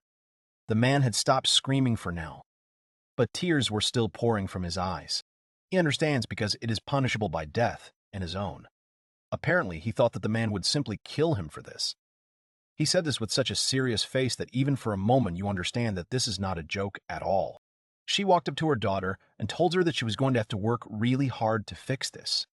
In the background, her father kept shouting that he was so glad the boy understood. Later, the young people, holding hands, moved forward to the entrance ceremony along with other students. The organizer congratulated everyone from the podium on their admission to the Vigalt Magic Academy. From now on, they all study at the same academy, and she really hoped that each of them would offer maximum efforts to achieve their goals. The couple sat down in the hall, silently listening to the instructions and congratulations of the academy's leaders. The academy's student dormitory. It was a beautiful building with 4 floors. It looked very nice and well kept. The young people were given the key to their common room. At that moment, the guy, holding a piece of metal in his hand, froze. The girl froze in shock. Rain decided to check with the administration if it was okay that a guy and a girl were living in the same room. The woman explained that this was permissible for engaged couples of noble birth at the time of admission. If no special circumstances prevented them from being accommodated in the same room, they tried to do so. They have a separate room for the engaged. He asked Elria if she would agree to live like this. The girl immediately agreed, having nothing against it. Embarrassed, she raised her hands with the bag to her face, saying that it would be better to live with him and feel safe than with some stranger. It was good because Alicia had asked him to look after her. The girl, a little offended, frowned. She was not so independent to do something like that for her. Entering the room, they were very surprised. The guy could not even hide his emotions. The room was very neat and furnished with beautiful furniture. Clearly not cheap. The girl was also surprised, saying that it was just a great room. They went in, rolling their luggage and bags a little further along with them. The girl opened the refrigerator, looking at it from the inside. She turned her attention to the guy, saying that as she stocked up on magic power in advance, he would also be able to use magic items. The guy, taking off his jacket, said that since the ceremony was over, they could cook something to eat. He was simply dying of hunger. The girl was very surprised and asked the guy if he could cook. He took some food out of the refrigerator and replied that he could make simple dishes like the ones he used to make when they were surviving in the wild. For the girl, it was nostalgia. She was even a little happy. She spoke with admiration about the time when she hunted rabbits if she saw them on the battlefield. The guy looked at her, asking if she really did that too. She remembered the moment when we were sitting in the trees. She was eating apples. She had just joined the army and was treated like a reserve wizard. She had to eat only fruits and plants. The guy also recalled some moments that if he wanted to boil water, the enemies would definitely notice him by the column of steam. Instead of water, he replenished his thirst with squeezed juice from Budo fruits or something like that. The girl understood. Although it was delicious, she always stained her clothes with spilled juice. She laughed at this fact from the past. The guy noticed that Vegalt's uniform was also white. Altane's was black, and the juice stains were not so noticeable on it. But one day, she found the place where he was by smell alone, and asked if she remembered it. The girl laughed at these memories. She definitely remembers that moment. The wind was blowing right on her. That's why she was able to smell him then. After washing the tomato, she said with a smile that since they were finally reunited, she wanted them to have a meager lunch today, like in the good old days. The guy asked if she was going to eat it now. Elria, tying her hair into a ponytail, said that, taking into account nostalgia, it shouldn't be that bad. Besides, she could help him with the cooking. They started cooking together, while the guy was frying all the ingredients in a frying pan, professionally stirring them in the air. The girl was cutting vegetables on a board. She remembered that since childhood, she had never cooked with anyone. This would be a pleasant moment for her. But the boy didn't understand whether she meant her past life, when she was an elf, or this life. She spoke about her past life, remembering how her mother praised her several times. But since then, she had never heard praise from anyone. The guy suddenly came up from behind, putting his hand on her head to calm her down. In his opinion, the best praise is that they make up legends after so many generations. And her mother would definitely be proud of her if she knew about it. The guy is sure of it. The girl turned around and looked at him with wide eyes. His words touched her. Tears appeared in her eyes, which she quickly brushed away from her cheeks with her hand. The guy continued to hold her head to calm her down a little and show that he was nearby. When they had already sat down at the table, the girl asked Rain what kind of child he was in his past life. He was a little surprised and said that he only remembered being very lonely, and that was all. In that life, he was a very weak child. He often lay in bed with a fever, so he was a burden for his parents. In the Altan Empire, where he was born, there was a gap between the rich and the poor. The country's policy was to exploit the poor population and expand its lands despite limited resources. Most children from poor villages went to military service, and he could not be a soldier, so he was a disappointment in the family. He still remembers how he stood in the doorway and watched his mother saddened by the money left in the family. He was very sad about it and tried to become stronger. The temperature goes down, and he goes to exercise, and it comes back. He repeated this over and over again and did not notice how he transformed. He was insanely happy. He didn't just stand on par with the others, he became stronger than each of them. He was finally recognized. But there was one huge minus. Everyone said that Rain was not a man, but a fiend from hell. Also, his mother, who was mocked for giving birth to a fiend, began to see him as a demon. She mocked the child who had been through so much. Not long after, he was given to a group of mercenaries. Even the mercenaries pitied him at first. But afterward, their gaze directed at him with a bit of pity changed to fear. But no matter how dangerous it was on the battlefield, he always dealt with his enemies with particular cruelty and returned alive. Soon no one came close to him. He continued to work as a mercenary, trying to find others like him, but he couldn't. At this rate, achieving more and more success in the military field, at one point they began to call him a hero. You never know what life has in store for you. Even despite all the hard times he had gone through in the past, he smiled a little while talking about it. Suddenly, women's hands touched his face. Elria praised Rain, saying how great he was. She thought he was a great guy for being able to survive this. Her words made him blush, and he looked straight into her eyes without taking his eyes off hers. When the girl had already removed her palms from his cheeks, the guy asked why she was suddenly doing this. She explained that she simply wanted to praise him in response to his praise. She really enjoyed receiving praise from someone. He was alone, so he probably hadn't realized it yet. And now that she's around, he's not alone. If he tries, she'll continue to praise him. Besides, considering her past life, she was old enough to be his older sister, so she was more suited to the role than anyone else. But still, At one point, he just laughed. He thought it was funny and cute at the same time. Because of the laughter, a few tears appeared in his eyes. Covering one eye and continuing to smile, he thanked her, jokingly calling her, as she had asked, his older sister. The girl, hearing such an address to herself, became embarrassed and began to tremble. She began to actively ruffle his head, ruining his hair. The guy realized that he had run into trouble and said that he would stop doing that. It was already 9 p.m. The guy entered another room and realized that it was a bedroom. The girl who entered right after him looked at Rain, who was frozen in place, and asked what happened. It turned out that the problem was that there was only one bed. The guy noted that there was still enough room for two, but just out of curiosity, I asked her if she would mind if they slept on the same bed. The girl, embarrassed, shouted that, of course she wouldn't mind. Trying to hide her surprise and embarrassment, she asked if he was against it, but still a slight stutter gave her away. The guy, on the other hand, quickly replied that he didn't care. The girl was a little surprised. The guy explained it by saying that he was sleeping like a log. She, tapping her fingers, turned her head away, saying that she was tossing and turning in her sleep, but that wasn't certain. And sometimes she gets sleepy and dozes off. But the guy didn't really understand the meaning of the word dozes off. He said that if she was uncomfortable, he could sleep in the hall. The girl immediately grabbed him by the sleeve of his jacket, stopping him. The surprised guy looked back and saw that the girl was embarrassed. She said that she was lonely alone. She wanted them to sleep together. But of course, if he doesn't mind, she was already all red from embarrassment saying these words. Still, turning away, he said that there was no way he would be against it. This completely threw the girl off her stride. Turning away completely, he realized that he would be thinking about her father's expression when he went to bed. Early in the morning, the alarm clock started ringing. The guy, not fully awake yet, yawned, asking if it was really morning already.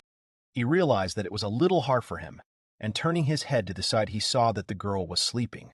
Taking one of his hands as a pillow and placing hers on him, the girl continued to sleep peacefully, not reacting to the alarm clock or to the young man lying next to her. She began to toss and turn in her sleep, which made the guy feel uncomfortable. At one point, he began to push her away from him. He turned away and realized that he was glad he had once been old. The guy started trying to get up, calling the girl who was preventing him from getting up. Rain said to wake up. It was already morning. She screamed that she didn't want to wake up, trying to press on pity and shaking her head from side to side. The guy screamed, pointing his finger to the side so that she goes to the bathroom. She will be more cheerful if he takes it. Sitting down, she rubbed her still sleepy eyes and said that she wanted to wash herself. The guy sighed with relief. She could, of course, go wash herself first, and he would make them breakfast while she was in the bathroom. The girl started to mumble something, and the guy didn't hear it, so he decided to ask again. It turned out that the sleepy girl offered him to wash together. The guy, embarrassed, replied that it was impossible. Hearing the refusal, the girl immediately lay back down, apparently planning to continue sleeping. The guy, having given in, agreed to go to the place, only asking her please not to fall asleep again. After a while, he filled the bath with water, and she was ready. He checked the temperature on his own hand and made sure that she was okay.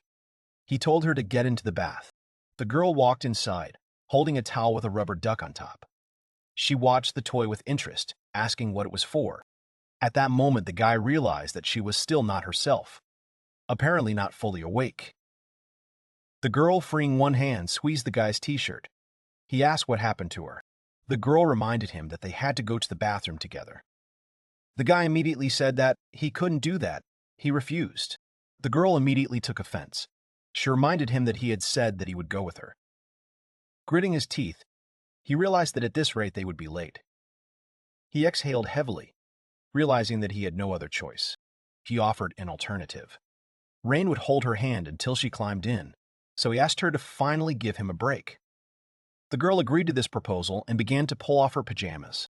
The guy was yelling at her to stop and not to continue doing it, but she didn't seem to hear. She looked at the guy, asking what was wrong with his face. It turns out he had managed to wrap his face in a towel that the girl had handed him. The guy said that he always covers his face while taking a bath. It's his habit. The girl, not understanding, said that she didn't think he would be able to see anything like that. Don't underestimate the hero. He can easily understand what surrounds him. Elria clapped enthusiastically. saying that the hero was simply incredible. The guy extended his palm to her, asking her to take his hand and finally climb into the bathroom. The girl calmed down a little and lay in the bath. She was still holding the guy's hand while sitting in the water. The girl was very warm and comfortable in the water. After all, lying in the bath in warm water warms you up very much. But the girl was not talking about this at all. She meant that the warmth came from the fact that their palms were intertwined. The guy could only agree and continued to sit in place. It was time for classes, and the two arrived at the academy for lessons. The girl looked at Rain, asking why he looked so tired. He didn't even know if it was good or bad that she didn't remember anything. He decided to say that it was just a small thing. They entered the classroom. Many students immediately turned their gaze to them, recognizing Elria, who shuddered from the increased attention. Many people immediately ran to her. They were waiting for her. Some heard that she used a 10th tier spell in the entrance exam. They thought that she was someone who was truly worthy of inheriting the title of sage. Watching this from the side, the guy thought it was déjà vu. The girl in front of him was very embarrassed by the increased attention and did not know how to cope with it. She got the idea to grab the guy standing behind her and push him forward and say that she was nothing compared to Rain. He was much more wonderful. The guy immediately realized that they had decided to set him up. Many people were watching. They immediately ran up to the guy, now saying that he had canceled Elria's 10th level spell. They must have some connection with her family if he could keep the girl company. He sighed and calmly said that, to begin with, he was very flattered by everything they had said. He introduced himself as Reincarnated. One day he would claim the Kaldwin family name. Unlike everyone else here, he was a commoner. I don't even know anything about him. Their praise was sincere. He was very impressed with all of them. Naturally, they would accept his power. Just as a sage is valued regardless of her elven origin, they must be tolerant of anyone who teaches magic. Someone behind him decided to speak out that it was too doubtful that a commoner like him could really complete the task. So, what if a normal person can cancel a 10th tier spell? He's not an idiot to believe that. To him, he's not cool at all. Rain said that if he's really strong, of course he'll criticize him. He was the son of the Verminen Farag family. Rain remembered talking to Miss Kaldwin, who told him that the Verminen family, like them, had a long lineage. The son of the current generation, Farag, is very talented and endowed with a huge reserve of magic. If Elria were not there, all the attention would undoubtedly be paid to him. He is self-centered and always blames others for everything. In her opinion, he is trash. As a member of a prestigious family, she's embarrassed. But if he gets a chance, she asks him to do something about his character. Listening to this, he does not understand what this character. Listening to this, he does not understand what this guy did. Currently, Farag was shouting that it was insulting for the Kaldwin family who had long protected Vigalta to have connections with a commoner like him. Rain continued speaking calmly, not shouting like his opponent. He said that if he doubted his identity, he could verify it with Alicia himself. Farag slapped the hero with his palm and said that a low-born person like him could enter the academy. It was outrageous. But he passed the written and practical exams. He also received approval from the director. Also about the school policy on magic. No matter who you are, you must learn the magic left by the sage.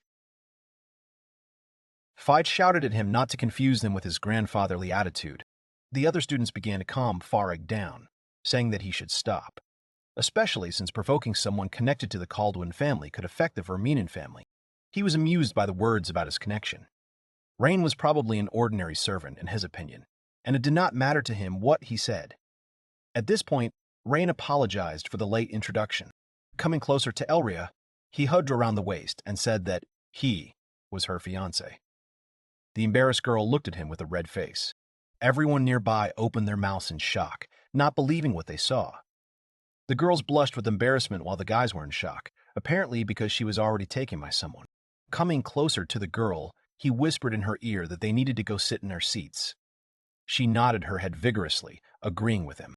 The guy, taking her hand, he led her forward closer to the stairs to go up to their seats. The guy, pressing his fist to his mouth, trembled, trying not to laugh. Without hiding his happiness, he smiled, saying that it was very pleasant to see this puzzled face. The girl had not seen him for a long time. She had already managed to forget about his bad behavior. The guy told her not to say now that he is bad. Excessive impudence of people can lead to the death of allies. She should know this. It is better to insult them now than to do it later. Doesn't she think so? The girl begins to understand why the soldiers of his country were so obedient in those days. One of the students called the two, saying that if they were looking for a place for themselves, how about sitting next to him? It was a young guy with glasses. He was sitting alone and said that there was no one around, so he was quite bored and lonely. Having thanked him, the hero introduced himself and told him to call him as he liked. The guy nodded his head, saying that his name was Wiesel Blanche, and he was pleased to meet Rain. The girl remembered Blanche's last name. She had probably heard of him before. The guy said that his family were engineers of magical equipment. The magical signs that Miss Caldwin uses, like her staff, were made by his sister. The girl began to bow actively, asking to tell his sister that she uses this staff very carefully. The guy smiled. He was sure that his sister would be happy. When she first received the order, she jumped for joy. The girl, embarrassed, said that he could also call her by her first name. At this point, the guy decided that he would call her Miss Elria. She wonders why Wiesel took the test to become a mage, considering that there are classes for magic engineers. The guy, adjusting his glasses on the bridge of his nose, said that he is more of a practical person. Besides being a magician, he wants to know not only himself, but also his surroundings first and foremost, and thus create a more practical magical tool. That is his true goal. Depending on the person, he might seem like a nuisance. But Reina certainly doesn't care. He believes that his desire to create a good magic item corresponds to the ideology of the school to study and develop magic. The guys who complain simply do not understand this. The girl nodded in agreement. It is important to study diligently. When they both say that, it somehow really seems important to him. By the way, he heard that the guy was able to cancel 10th level magic. He asked if he could see his magic item. The girl pointed her finger at him and said that Rain's magical powers were a little special. His monoflow was faulty and he couldn't use magical items. Then Wiesel offered the boy an experiment so that he could try to destroy his object. He got a small one. The guy in shock said that he can't break this thing. But his classmate said that it's just a spare item. Moreover, as a magic engineer, he wants to know under what circumstances the magic item will break and can't help himself. The magic item was made by him personally. He let different people try it. Its durability allows it to withstand heavy use and repeated use. Hearing it, Rain broke the staff with one hand. Seeing this, Wiesel's face changed from tension. The couple noticed that he had glasses broke. Trembling, he asked if Rain knew that it was one of his best works. But he immediately objected that he himself told him to break it, didn't he? It turned out Blanche didn't think he could break it so easily. Rain handed the broken object into the boy's trembling hands, and he began to examine it. He asked Elria, as someone who excels in magic, what she thought of this phenomenon. Roughly speaking, she thought that Rain's magic was different from the others. She was curious what Wiesel would say about this, but honestly, he didn't know. He thought that what she said was true, because the protective magic and engraving were damaged. In his opinion, it was somehow connected with the fact that the magical item was physically broken. He needs to analyze it and watch it break a couple more times. He still can't say anything about it, let alone come to a conclusion. You could say it's completely unknown to him. He looked at the boy carefully, asking how he managed to get such magical power. He shrugged his shoulders carelessly. Who could know the answer to that? It was so long ago that he had already forgotten everything. Turning his gaze to the side, he wondered why someone was eavesdropping on them. There was a girl sitting under the table who, shuddering, began to rise too abruptly and hit her head on the table. She began to roll on the floor in pain, holding the sore spot. She screamed why the table was so hard. Raising her head, she saw that 3 eyes were directed in her direction. The girl laughed nervously. She tried to convince them that she was not a stranger. Rain pointed at her and turned around, suggesting that the others call the guard. The girl asked them to wait, saying that she was really sorry. It was Millis Lambeth, 17 years old. She was from the outskirts of Noaberg. Her only friends were sheep. Since she came here on a scholarship, she thought about the possibility of making human friends. Thoughtfully watching the strange girl, he said that he would let Elria resolve the situation. She noticed that the girl was very energetic and she liked it, so she was approved. Rain promoted her from a suspicious person's knowledge to a classmate. Millis screamed with joy. She had been thinking about the performance all night and really appreciated it. Rain asked Millis why she was eavesdropping on the conversation. She said that the entire conversation was too much for her to process, so she was looking for someone she could turn to. The guy suggested the usual method of just approaching people as usual. The girl looked at him strangely, asking what he just said. For her, it's impossible. Things like, "The party last night was great," or, "How's your harvest this year?" He should understand that. How can a simple person like her join in on that? The guy gave her a hint that she could just say that there were so many sheep this year that she broke some scissors or something. They would laugh. She yelled at him, not to say random things, and not to act like it didn't concern him. She heard that Rain was also born on the outskirts. The guy noted that he was not born in such a remote place as she was, and it should be clear. They continued arguing, she called out, asking where he was from. He replied that he was from Aries. She was the same. There was only forest, mountains, and rivers. But in Noahberg, there were only mountains. While the two continued arguing, Weasel called out to Elria. She has local specialties like clean water and sheep. Rain has high-quality timber and orange farms in her village. Didn't she know that? And they recently discovered a new species of squirrel. The girl had already started shaking, slowly giving in. She didn't know what else she could give as an example and remembered only that they had sheep. But he immediately reminded her that she had already said that. She jumped towards the guy, shouting that maybe she only had quality water and sheep, but at this rate she would become a loner. At least she needed a fellow countryman. Reacting in time, Elria shielded the guy with herself, standing in front of him, and the girl fell right into her arms. Caldwin told Millis that she would be happy to be her friend. She was so touched that she asked if it was true. She even cried. By asking her if she liked her, she brought the girl to tears even more. She began to shake their hands, saying that she was very touched by her action. A comparison came to mind that the girl was very similar to a small puppy. Weasel also decided to introduce himself, saying that he was glad to meet her. With him, she could drop all formalities. Exhaling and smiling, Rain also said that they could get along like two villagers. The girl, clenching her fists, first whispered something quietly to herself, and then shouted to the entire audience that she had made 3 human friends. Among all the friends in her life, they finally had human names. While she was straining herself, Rain looked at the door and noticed that, nevertheless, the teacher was late for class. Weasel noted that now that he had mentioned it, the lesson had already started. Was it possible that some problem had arisen? Millis suggested that perhaps the teacher had gotten lost along the way, but it was impossible even she could find the right office. She screamed, asking if he could stop treating her like an idiot. She was asked not to worry because she was a smart girl. A second later, the classroom doors were blown off, sending chunks of concrete flying across the room. A girl in armor came inside. She said that it was quite close. Eliza would be angry because of her lateness.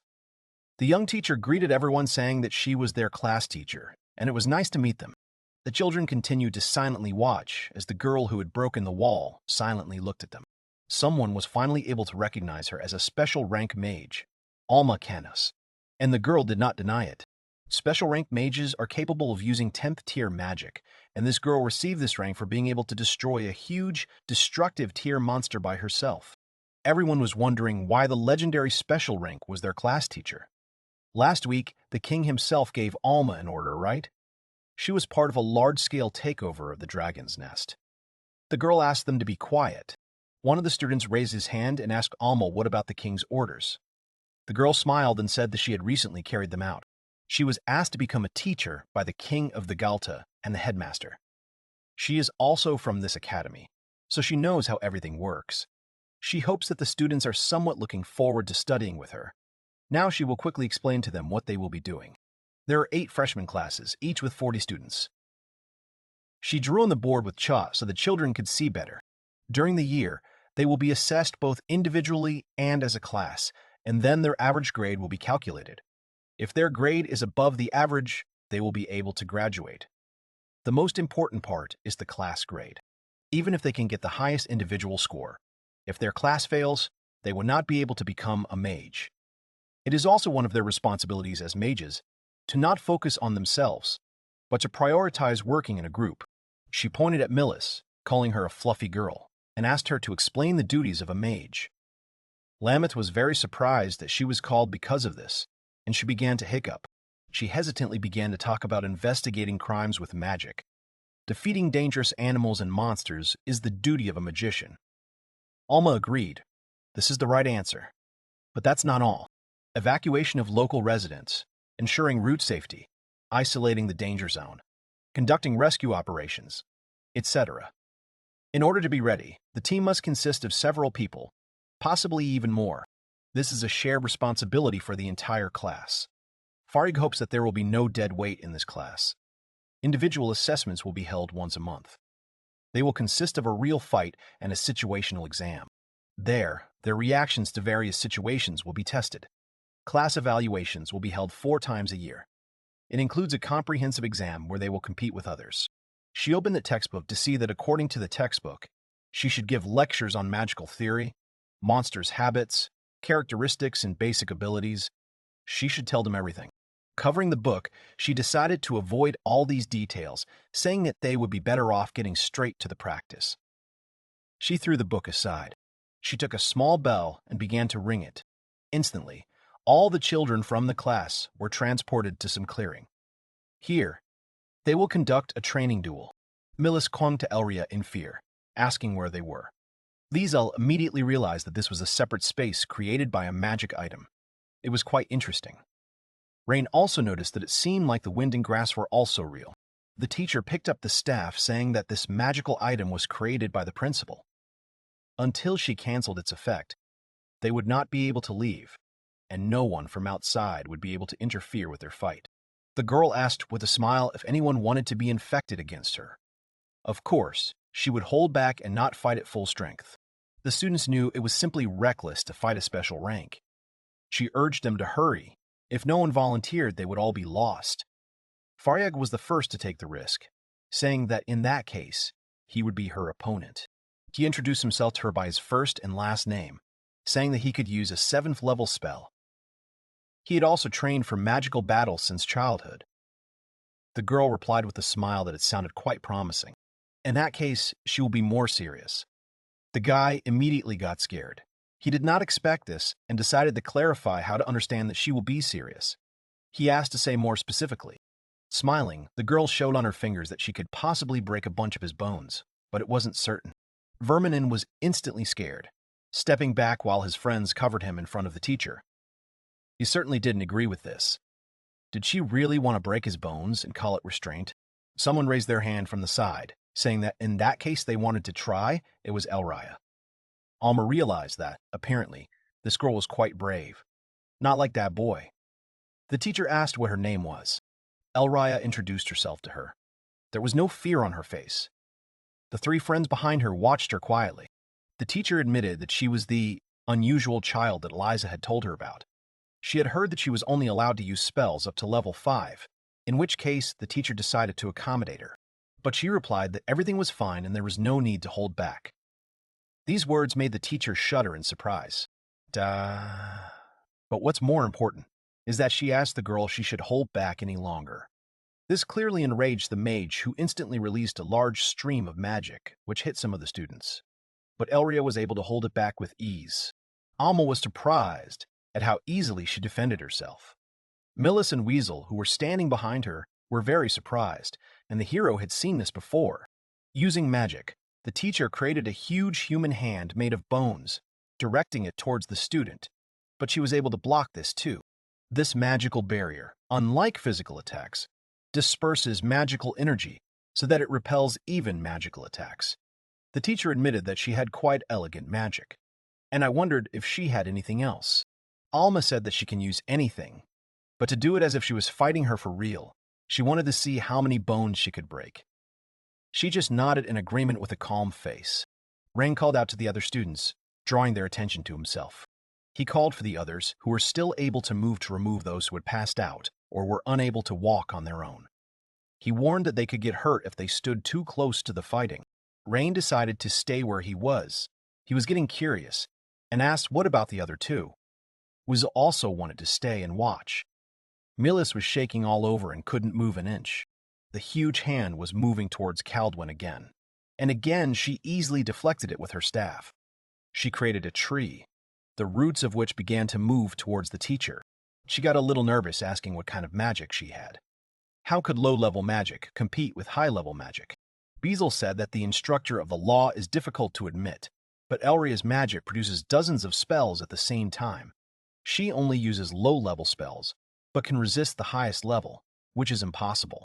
Rain explained that she didn't cast spells directly. She used spells to cast more spells. That's what she does. The number of low-level spells she can cast with her magica pool is approximately 1,000. Millis was very surprised by this figure. Then the huge amount of mana that Weasel measured with the magic item is the amount of spells cast and combined. She uses a bunch of spells and combines them into one. I think it was called multiple deployment. In other words, she uses as much magic as there are stars in the sky to suppress and neutralize it. Surprised, Rizil asked Rain if he had ever seen the full potential of this spell, and he, of course, replied that he had. He never took his eyes off her. She was brighter than anyone else. That's why he was crazy about her even in his past life. The girl dodged the teacher's blow. Noticing this, she grinned in surprise. This was definitely not good. The girl praised her teacher, saying that she was able to handle all the spells. But she still doesn't really fight, does she? The teacher got angry and realized that it would be quite rude to continue holding back. She raised her staff and resumed the spell with the bones. It's time to march. Extending her staff forward, she said it was time to send her death brigade to war. She told her to try to fight the black flag and act like her life was at stake. Rain was surprised to see the black flag. Elria was also surprised and asked how she knew these words. The teacher looked at him strangely and smiled. Did she really offend her, or something? Clutching her staff, Elria said that she was indeed offended. There's only one person who can say these words. She has a couple of questions for the teacher. Millis asked what happened to Elria. She looks gloomier than before. Weasel guessed that it was probably because of something Alma said. The girl turned around asking what was going on with Rain, but the guy had disappeared somewhere and was no longer standing behind them.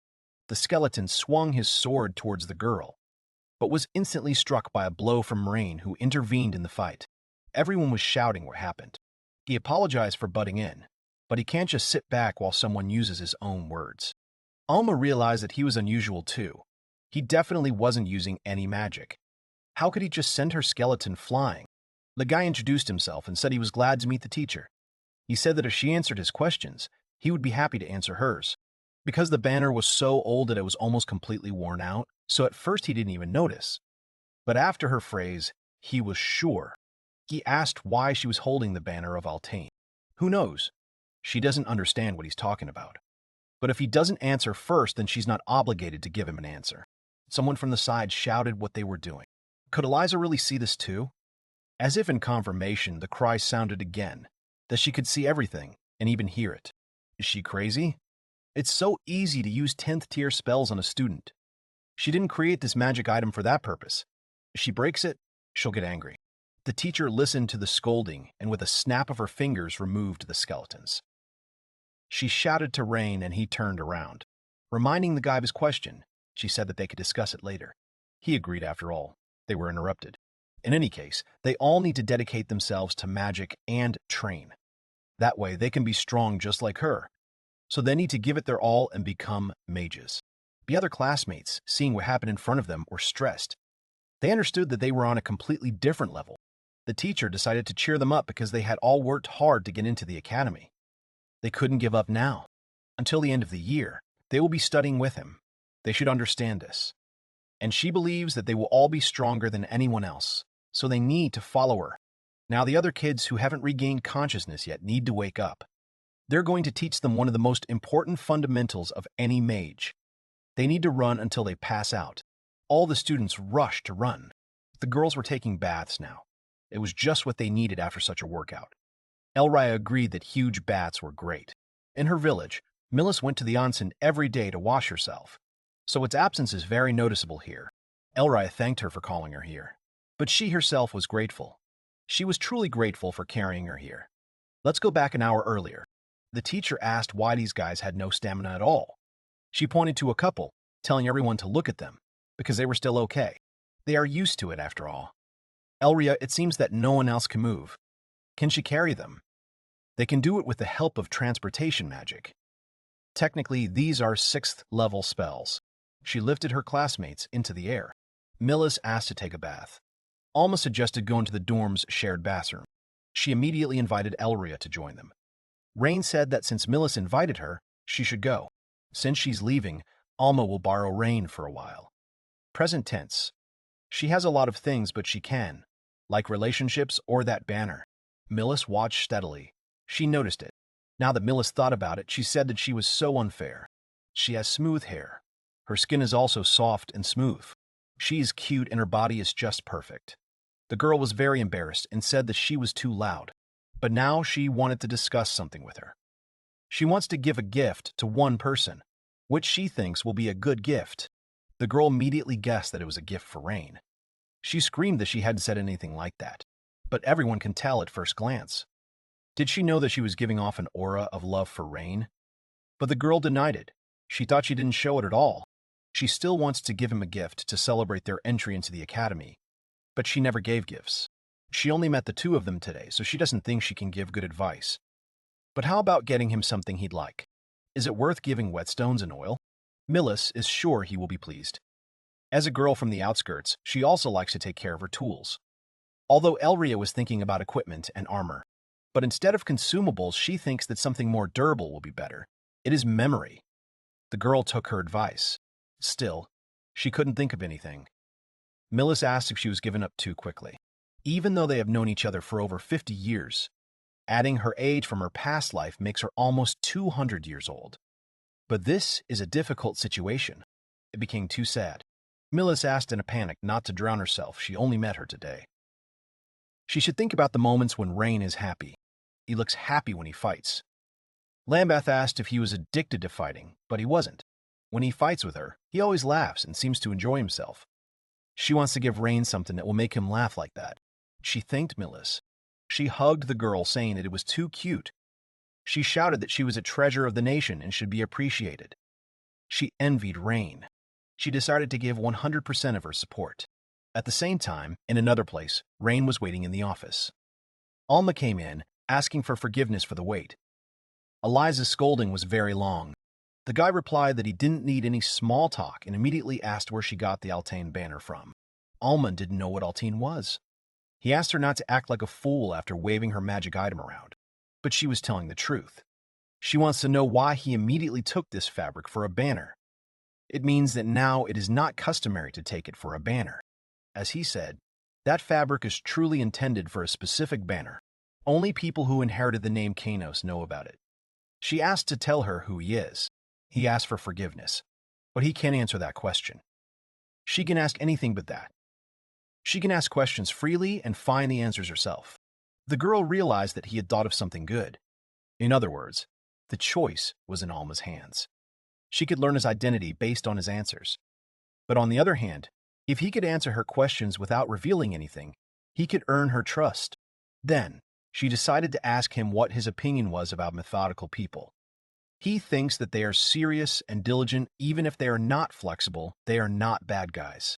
If he had to choose someone as a subordinate, these people would be the most suitable. Then she asked the next question, then another, and then another. After all the answers, the girl chuckled thoughtfully.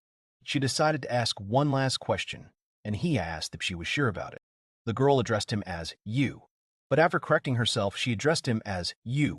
She asked him if he remembered her name and called him Your Excellency. There was only one person who addressed him that way and did not call him General. He immediately realized that it was Layat in front of him. The girl recognized him because he responded as described in the memorandum. He asked if he was related to Liat. That was the name of her ancestor. He was the one who created the memorandum and died. He served His Excellency as a standard bearer and was with him until the very end.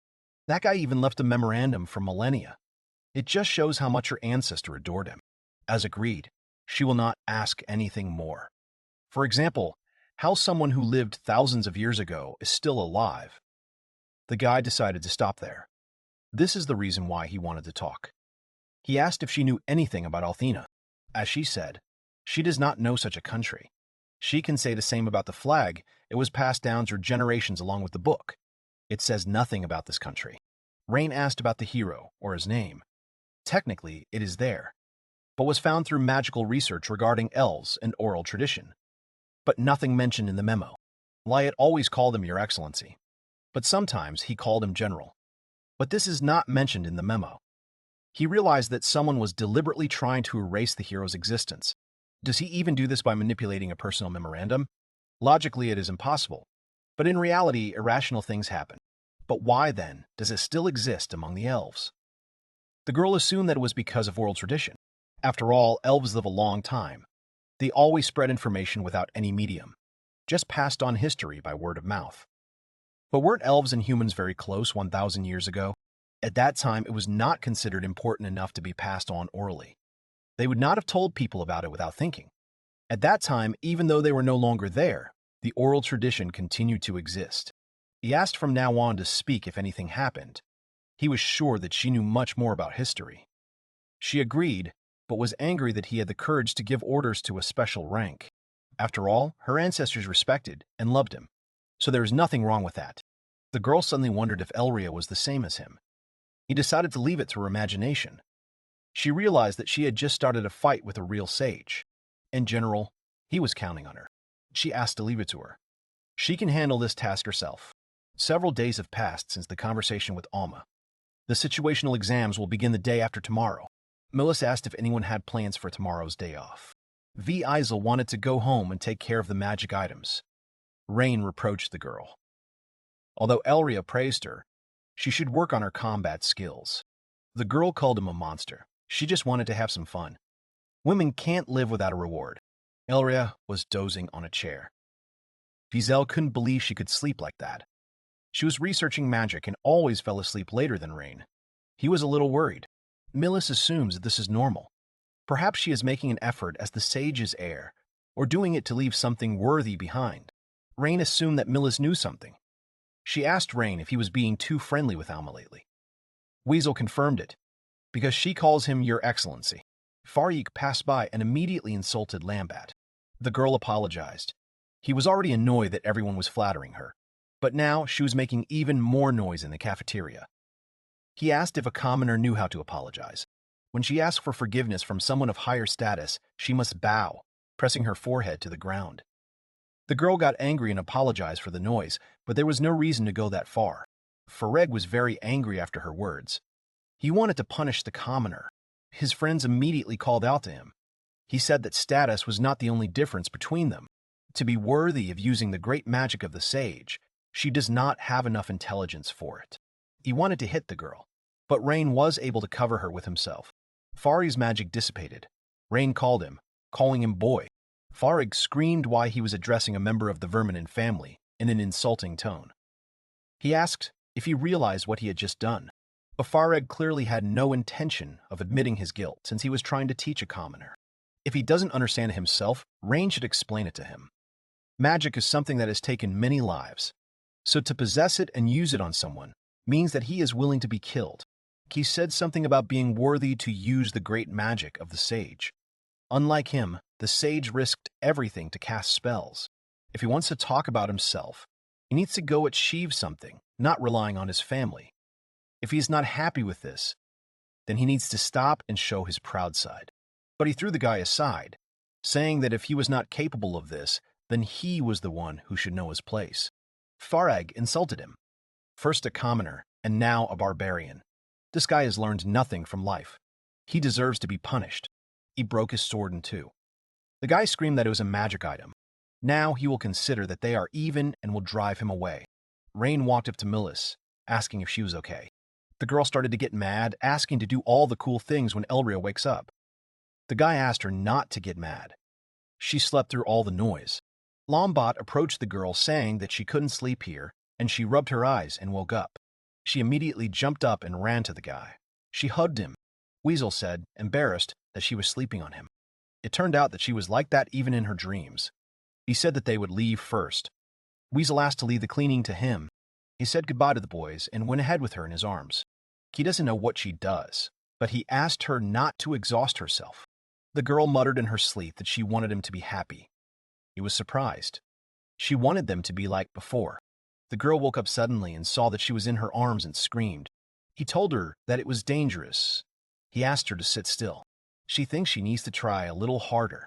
The guy replied that she should do it in moderation, She wondered if he wouldn't ask her why she decided to do that.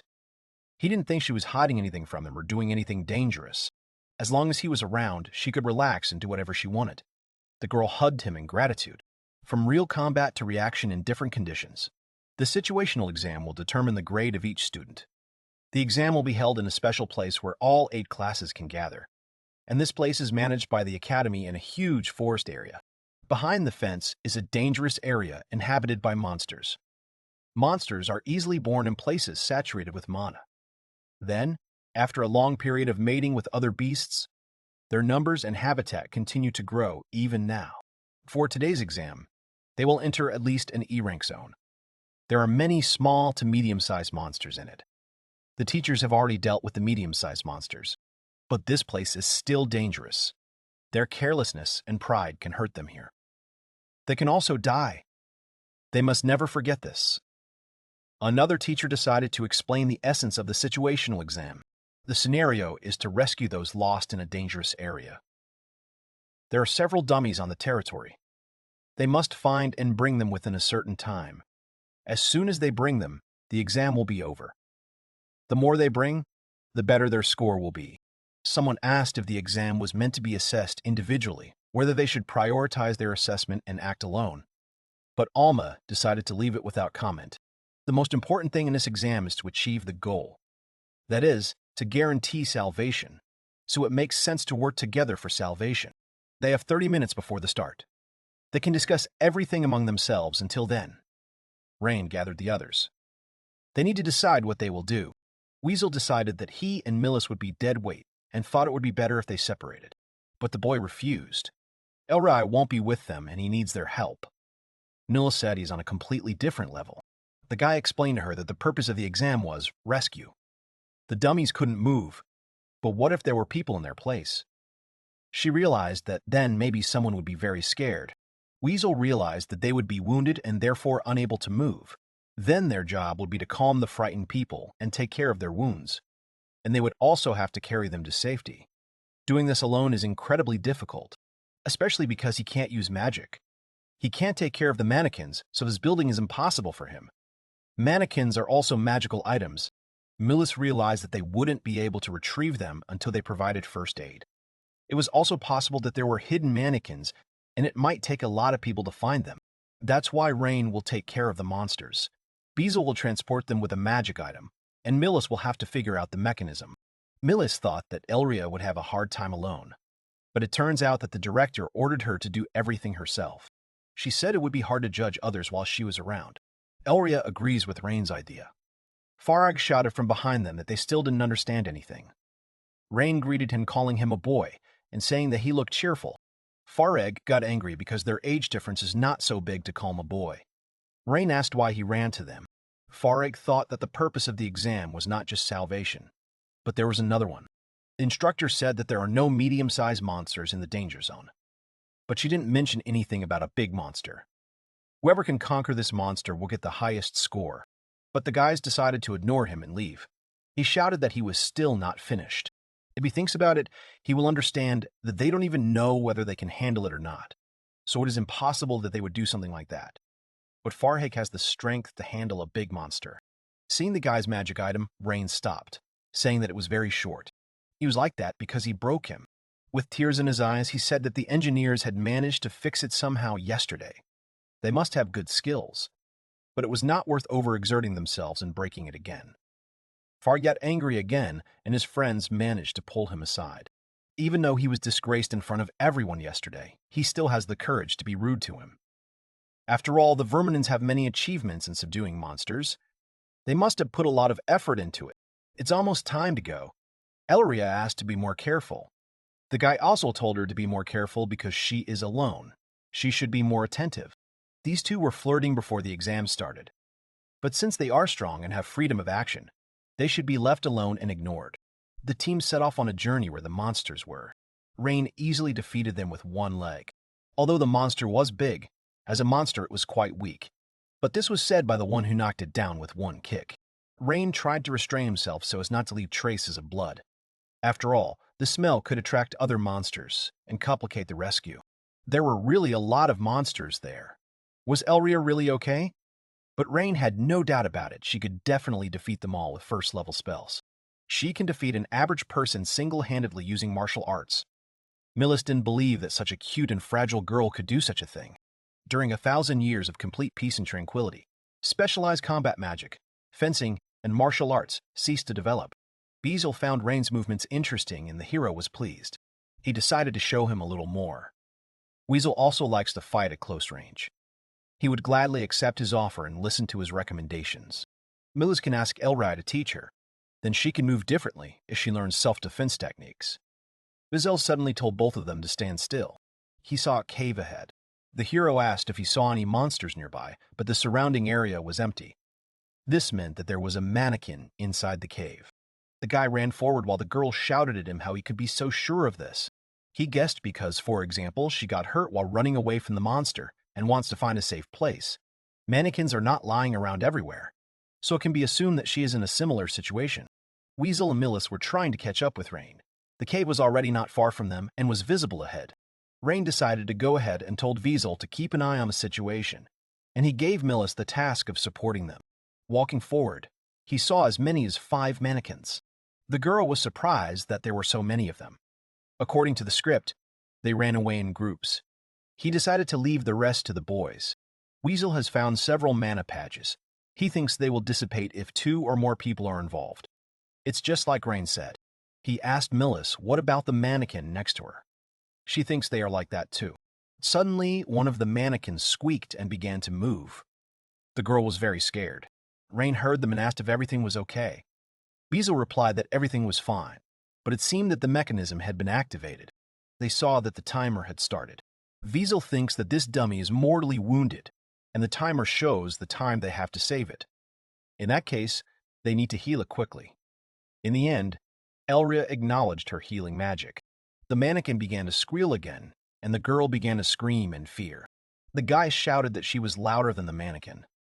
But if it was a wound, then the healing magic should work. Rain assumed it was a matter of first aid. How about checking the wound or the dummy? Weasel is the location of the accumulation of magic flows in the wound. She needs first aid in 5 minutes. The hero asked the girl to calm down. He will tell her what to do, so she can't worry and needs to concentrate. He asked the boy to hurry up and check the mana accumulation. First, the wound. He needs to conjure an antidote and use cooling magic. The guy dispersed the mana cluster. Then they need to clamp the wound. Before that, you need to use a cloth so that he does not bite his tongue. If he is exhausted due to injury, then he is on the verge of death. First of all, you need to try to stop the bleeding if the wound is on the thigh. Then you need to raise it so that it is above the heart. After that, you need to check the open wound again more carefully and use healing magic. Apparently the mechanism was solved and everything was fine now. Millis was able to breathe a sigh of relief. Rain praised the girl for her good work. She was grateful. He also praised the guy. But he just checked the mana accumulation. And that's all they did, thanks to the girl. But the hero did not agree with him. He helped Millis emotionally. This is also very important. The guy asked if Rain had seen people on the verge of death. His directions were so precise. The way he explained everything made it feel like he was actually seeing a person dying. The guy confirmed it. He saw those who were saved and those who could not be saved. Even though they were just dummies, the work they did was worthy of praise. That's why he is grateful to them, for saving them. Weasel wanted to ask him something, but suddenly the girl screamed. Rain, furious, told her to stop yelling over every little thing. The girl screamed because someone was walking towards them and carrying someone on himself. It turned out to be Fareg and his 2 friends. Weasel told Rain to hurry up and called the 3 of them to them. He thinks they're badly wounded, and there's something moving in the forest. Rain ran up to them. Fareg was surprised to see him. The hero told him to go to the cave right now. It was safe there. He was surprised that he had been carrying 2 people on his back the whole way. Inside, he was asked to explain what had happened. Had they been attacked by a monster? Fareg didn't know what had happened. He didn't know what kind of monster it was and couldn't imagine what could be here. Weasel called out to Rain, saying that things were bad. He didn't confirm it visually, but the monster that was coming at them was definitely different from the other monsters in the forest. Rain ran forward, telling Weasel and the girl to take 2 and carry them deeper into the cave. He ran to Fareg. He was in a panic and confirmed that this monster was attacking them. Rain managed to pull him away before the monster hit them. Millis didn't understand what kind of monster it was. It seemed like it couldn't get any further into the cave, but it was only a matter of time. The hero asked the guy if they were the ones who started the fight with him, but he denied it.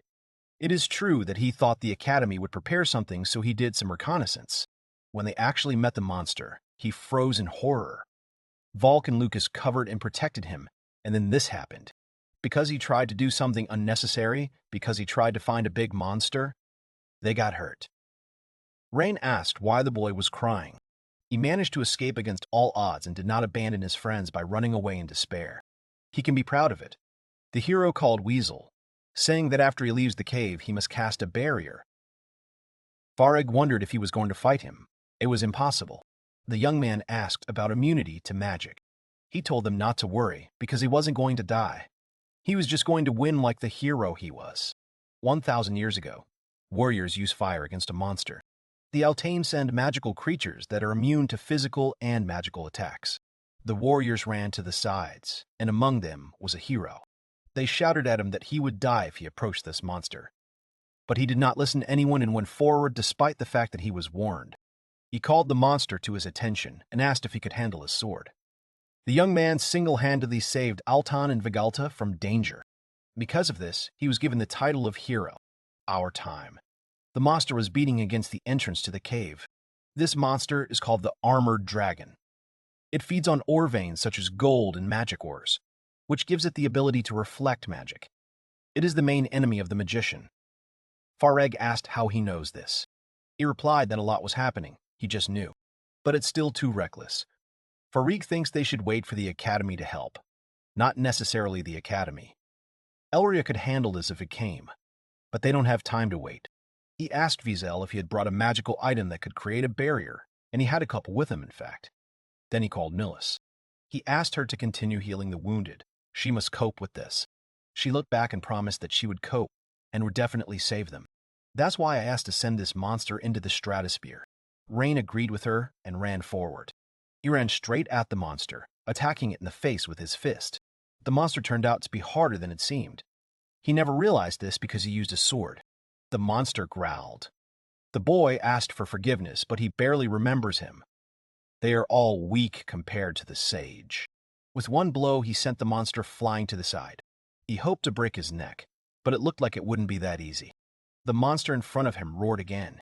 The same monsters were moving from all sides. It seemed that reinforcements had arrived. He realized this by the shaking of the ground. What should he do to ensure the others a safe escape? It would hurt if he had to fight them all with his bare hands. The monsters looked straight at him, shaking the ground. At that moment, Elria arrived. She said she was late and apologized. Alma told her to bring the students as they had spotted some unknown monsters. She went there and found 10 armored dragons. The academy is short of people, so its restrictions were removed. It was to their advantage, Millis, and the others are now in the cave. He asked to take them away. The girl contacted Millis asking if she could hear her, and she said that everything was fine. She was going to smuggle them, so she had to tell Weasel to keep the barrier up. She understood the order and was called a good girl. She used magic on the cave and transported them along with it. Now everyone in the class is safe. The guy is surprised that she dragged them away along with the cave. But she didn't want to hear that from someone who tried to defeat a dragon with her bare hands. Her pocket vibrated. It was Alma who was indignant that she had sent a whole cave to them. She suggested to skip it and asked how her classmates were, those who took the exam on site today. Some of them were injured, but nothing fatal. All the teachers had already returned too. That was great news. Then it would destroy all the armored dragons in this area, along with Rain, so it asked to protect the students. The teacher wanted to object. She never said she could do that, but the phone was disconnected. The girl called out to Rain and asked how about giving it her all. The boy was surprised. He was thinking about taking them all out in one blow. That's why the girl was going to help him do it. She always thought about it. How to make him give it his all. With her magic, she's sure he'll hold out. She made a magic sword. Quite late, but it was his gift to celebrate his entry into the academy. The guy laughed at the gift. The girl didn't understand why.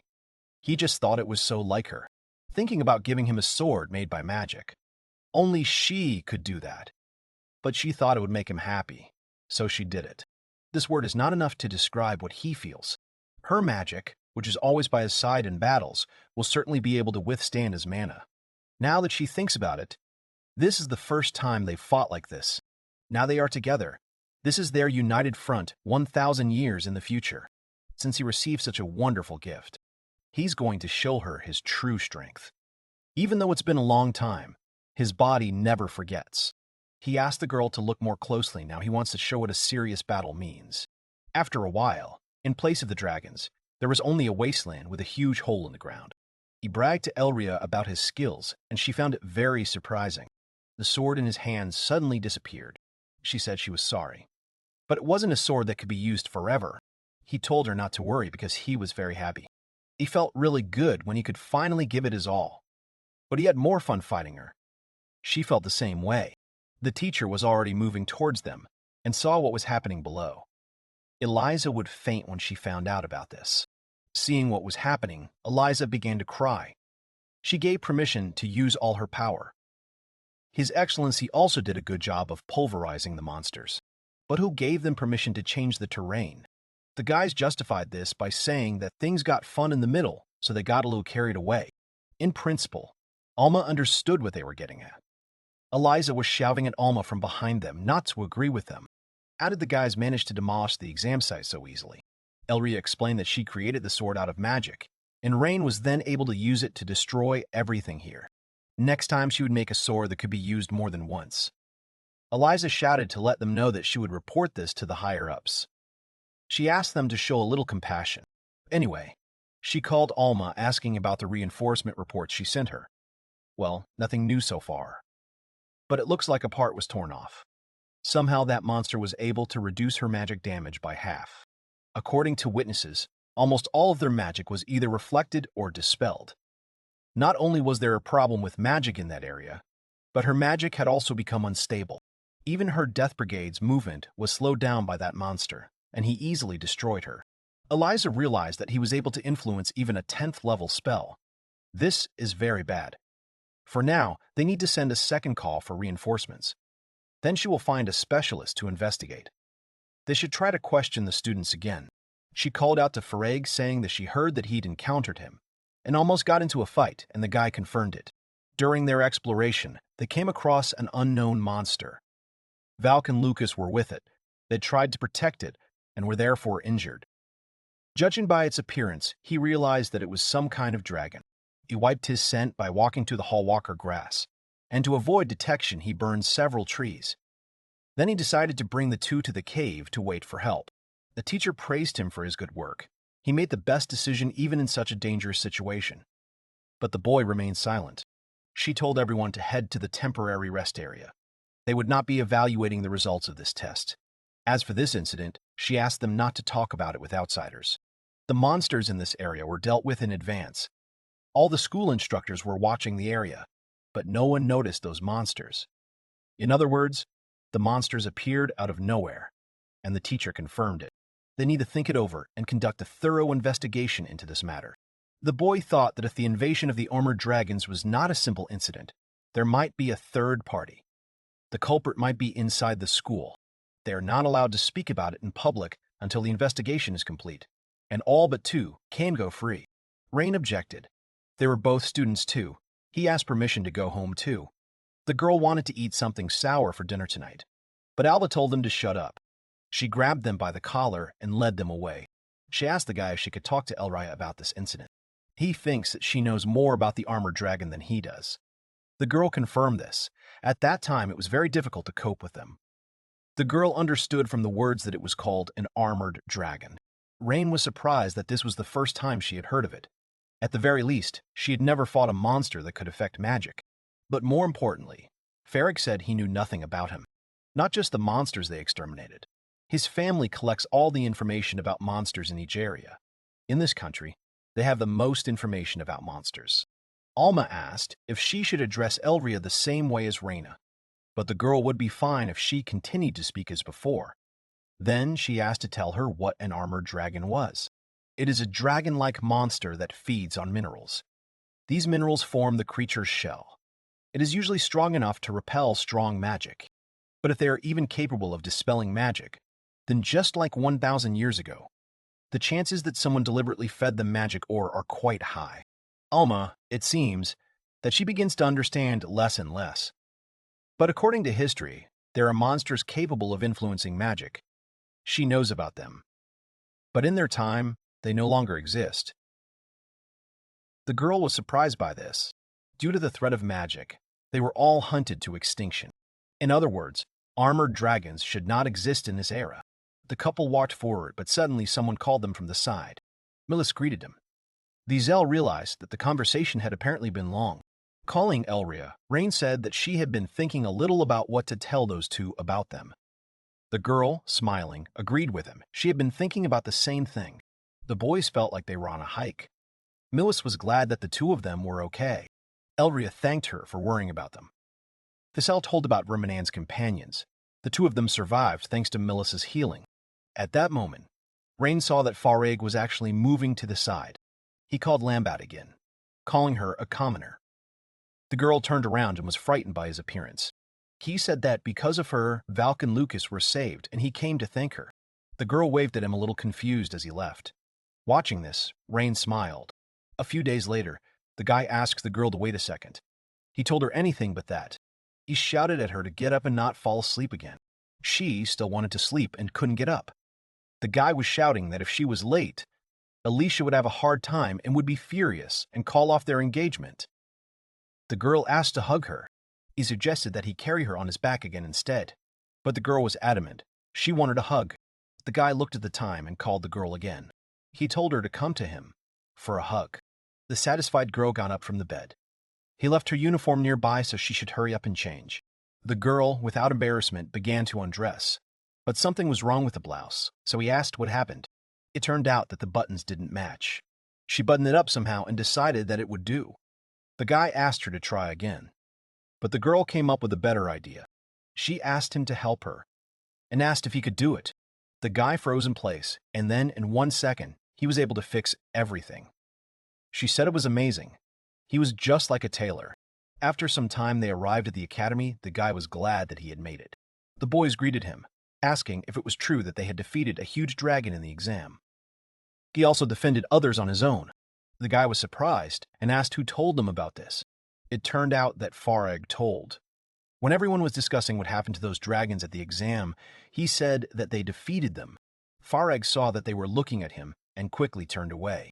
Arain asked if they could talk about it another time since the lesson was about to start. The boys greeted the couple. The girl noticed that Elria was not herself today. The guy confirmed that today everything is even worse than usual. He tried to wake her up by saying that they were already in class. The girl sleepily asked why he was so close, but he said it wasn't him, it was her. And then she noticed that she was hugging him herself. She walked away apologizing. He said not to worry about it. It wasn't the first or second time. The girl was surprised that it was not the first time. The guy said that she usually comes to her senses by the time they are already in class. The girl asked what she was doing. He said that she falls back asleep after she gets up. She strokes his head while she is still half asleep and comes out of the wardrobe in her underwear. For some reason, the girl started hitting him. On the side, they said to be sure. Millis covered Wiesel's ears while he was saying all this. But even so, the two of them flirt a lot in their private time. The guy asked if flirting in private wasn't the norm. If anything, they seemed to be used to it. Rain wondered if they did anything like flirting. Millis couldn't understand the two of them. Wiesel is sure that they are keeping to the limit. It is good for married couples to have a great relationship. The couple said at the same time that they are not married, but engaged. Wiesel asked them not to synchronize only in such strange moments. The couple looked at each other smiling. Today they want to tell them something, so they asked not to go home right away. A guy with dark hair is sitting on a table in a large room. There are several other people next to him. 2 girls and a guy with glasses. This guy wants to tell them something. The dark-haired boy points his thumb at himself and says that he was called a hero by the people of Altan. The girl with long hair says that she is actually an elf and was called a sage. The girl points to herself and says that they were reborn after thousands of years. Many events happened, and now they are engaged. The girl stands next to the guy, putting her hands behind her back. The guy with glasses adjusts them on the bridge of his nose. This guy's face looks frowning. There is no trace of a smile on his face. The guy with glasses and the girl with short hair turn to the girl with long hair and the guy with dark hair and say that they now understand everything. The guy with glasses looks at the dark-haired guy questioningly and asks why exactly they are surprised. The dark-haired guy says that he thought they wouldn't believe in something so strange. The girl with short hair says that now they can be sure that they know the reason. There is a kind smile on her face, and her eyes shine brightly. The bespectacled boy says that he agrees with the girl he calls Miss Millis. The boy says that instead of them both having absurd powers for some unknown reason, he would rather believe that their powers came from something more concrete. Miss Millis asks if Rain is a hero. The dark-haired guy says that thousands of years ago there was a country called Altain, which was constantly at war with Volgata. The girl with long hair says that the only person capable of dealing with the sage of Volgata was a hero named Rain. The girl with short hair asks if this Rain was equal to the sage. Then his name should have been preserved in history. The dark-haired guy says that they tried to search but found nothing. So they try to find clues in another. But they do not have enough free hands. The bespectacled boy says that, after all, his family, Blanche, is old and has a long history of supplying the royal family with magical equipment. So he will try to find something. The girl with short hair asks if there is anything she can do. The dark-haired boy says that the place where Millis lived with the Noahbird sheep was the land of Altain. The girl with short hair asks in surprise if her village was flourishing at that time. The dark-haired boy says that in his time it was a secluded region known only to a handful of nomads. Millis is angry at first, because her home was nothing more than the countryside for 1,000 years. The girl with long hair says that this place was nice and isolated. Millis just Elria, not to call this place isolated because her heart will not bear it. Elria says excitedly that Millis has misunderstood everything. The girl with short hair looks forward with hope in her eyes, her hands clasped in front of her face. Elria says that the place looks like a secluded area where elves once lived. The girl also says that there is a chance that the information is passed down through tradition. The dark-haired guy steps forward a little, says that he wants the guy with glasses and Millis to help them, and tell them if they find out anything. The young man with glasses says he is glad they trust them, but it is obvious that they will only talk about this with trusted people. Millis says that it is hard to believe that a man who lived 1,000 years ago was reborn. The young man adjusts his glasses and, with a serious face, says that if someone tries to change history like this, there is a chance that they will become a target, since they know about it. The dark-haired guy says that's why he hesitated to tell them. His face looks very serious, and his eyebrows are furrowed. The girl with the long hair says that it means that they just have to protect them, and it's not a problem for them. Millis says that this gives her hope. The young man with glasses says that he agrees with the words. There is no place safer than near them. His face looks confident when he says these words. The dark-haired boy says that besides the two of them, Alma also knows about it. Her ancestor was one of his comrades who used that knowledge. The bespectacled youth asks if this means that the magical equipment has passed 1,000 years. Millis approaches Elria and asks if it is true that Alma's descendant is Elria's comrade. Rain says that they know everything now, and he's sorry to involve them in this, but he asks if he can count on their help. The bespectacled boy tells them not to worry. He is also curious about Rain's power. He tells the short-haired girl that this is a request from her only friends. She asks them to leave it to her, and she will help cheer them up. The girl with long hair folds her hands near her face and says thanks, her eyes looking forward happily. The room where there is a small group of people, another woman with long and dark hair enters and calls out to Rain and Elria. Her face looks very serious, without any trace of a smile. Rain asks the woman what's wrong. Alma says that the director is calling them. Then she notices the smirks on the faces of the young man with glasses and the girl with short hair and asks what these smirks are. Rain and Elria follow Alma down the hallway, and Alma says that she and Eliza attended a meeting to discuss how they will handle the incident. Alma knocks on the large doors and calls for Eliza. She says that she brought a couple. Suddenly, the woman falls to the floor and bows, her head down and lying on the floor, her face not visible. She says that she deeply regrets her actions. Alma looks at her and, frowning, asks if it is necessary for her to bow to the floor, but she knows that she is the director herself. Eliza continues to sit on the floor and says that someone went a little overboard, but that someone helped evacuate the students and teachers. But the royal family and the major association refuse to honor them. A voice is heard from the side saying that he thinks this is the right decision. Eliza, with tears in her eyes, raises her head and looks ahead questioningly. Rain says that defeating a special rank monster with one hit, when even special rank mages went through difficulties in fighting them, they can't accurately reveal the information to the public. Rain, with a calm face, says that for this very reason he has no objection to this decision. Eliza bows again and thanks him for the explanation and conclusions. Eliza wipes away her tears, saying that the royal family and the Mage Association can no longer ignore Rain's situation. But as long as her source remains unknown, they cannot officially confirm how strong he is. Eliza says that Alma, as a special rank mage, will investigate the details of his situation and judge. Rain turns to the woman. He watches with interest the woman who waves at him and smiles welcomingly. Eliza, with a worried face, begins to talk about Rain's test and says that all special ranks have been decided to be postponed for later. Eliza says she tried to resist them until the end because it was the same as not recognizing Rain. Rain says he understands. His face looks calm. Suddenly, Eliza raises her head and says she is not finished speaking yet. Elria calls the director and says that she also has something to say.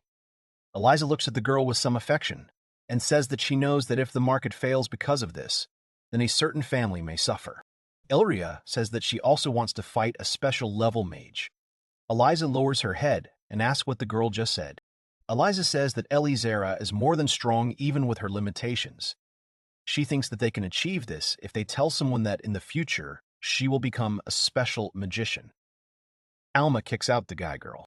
Alma closes the doors and exhales. Still facing the door, she turns and asks if it turned out well, a small smile lighting up her face. Rain says it's a great job. Now they have a good pilot to meet and exchange information with. Alma says that her ancestors served them, and she is their descendant after all. Alma says instead of talking in the hallway, she has a place where they can talk in person, face to face. Alma, Rain, and Elria find themselves in a small room, sitting opposite each other in chairs and on sofas. Rain says he's impressed that Alma can be so relaxed in her student's room. Alma says it's okay.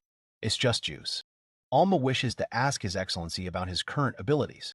Rain says he just ate and trained and it all happened like that. Alma says it was a mistake to ask Rain, and asks what Elria thinks about it. Elria says that for a start, Rain's magical powers are unusual. For some strange reason, Rain received a unique magical power. She thinks that his entire body was strengthened by magic, so he became stronger. Alma asks with a very serious face if it is true that, in other words, his stamina is just a side effect. At that moment, one saw Rain's magic power flowing from his body into the sword and striking. Another way to look at it is that he is able to change the terrain by simply imprinting his very dense and complex magic power into it. The girl with long hair says that's why he was able to suppress their magic. That magic just has less density. Her face looks thoughtful and serious at the same time, without a trace of a smile. Alma asks in surprise if this means that His Excellency's magical powers have surpassed the sage. The girl with long hair says that there is also a chance that this magic of Rain is mixed with something unknown. The girl's face still remains thoughtful. There is still no smile on her face. Rain eats the cookies calmly and contentedly and says that they make it sound amazing. Until he understands his own magical powers, he won't be able to use magic. The girl hugs the stuffed animal tightly and says that there is a chance that Rain's magic is not natural. The girl turns to Rain and asks if it is true that he was sick when he was little in his past life. Alma thinks about it and asks very seriously if it is possible that this is happening as a reaction to another magical force. Rain thinks for a moment and carefully says that it happens when another magical force flows through his body. Reacting, the body rejects it. Alma says it's because magic runs through Rain's blood. It's like when you get a blood transfusion and your body refuses to accept it, but gradually she gets used to the magic and stabilizes. Rain says he understands what everyone is talking and asking about. But isn't it strange? A small drop of sweat runs down his cheek. The guy leans forward a little with his whole body. Elria says that it is really so strange. At that time, magic was not common knowledge. The girl hugs the stuffed animal that is lying on her lap. Her body is slightly tilted forward. She looks forward with curiosity.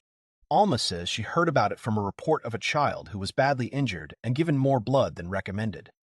Elria says they only know about it because of advances in modern healthcare. a third years ago for children from poor families. A hand destroys a small bathhouse made of wooden blocks. They did blood transfusions several times in large quantities. Hands began to mix the scattered blocks of the broken tower.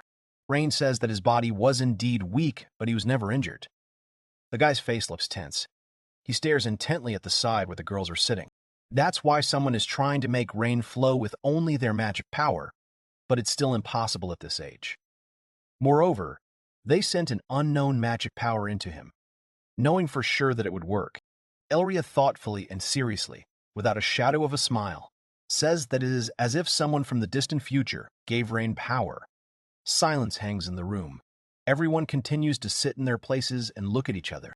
Rain crosses his arms over his chest and says with a serious face that this is why he is who he is and doesn't complain.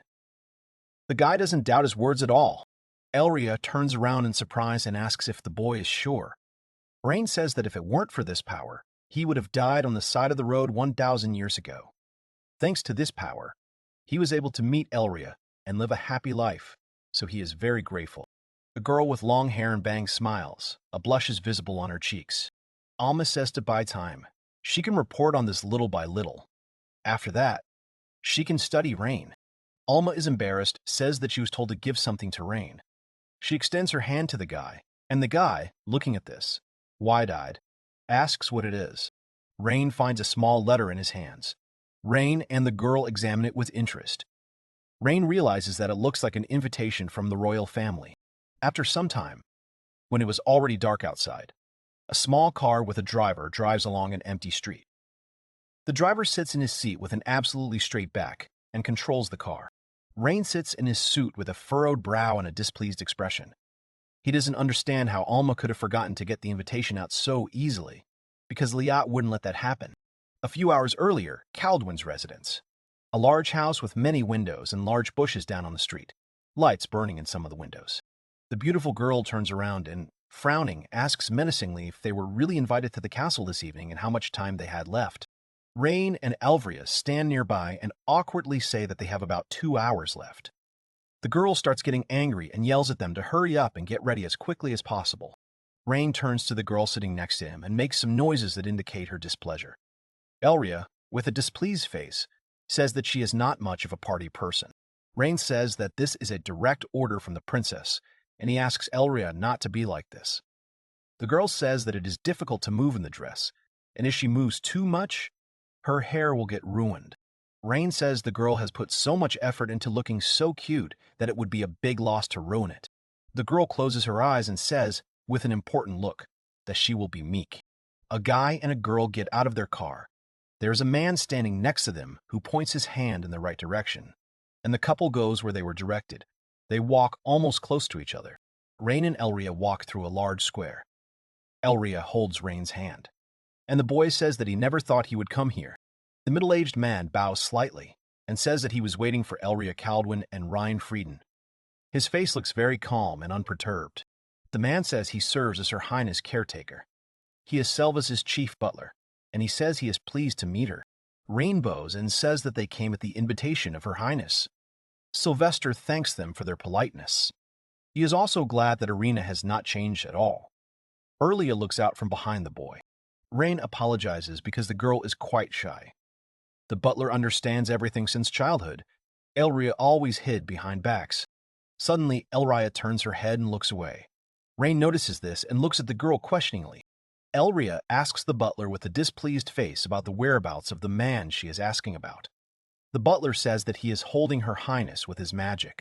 The girl says that if it is Selva's magic, then she is calm. Rain looks at the girl in surprise. He is surprised to think that the princess is being held by magic. The butler says that he is flattered. His face still remains unperturbed. The butler asks to be allowed to lead them through the castle. All preparations are complete.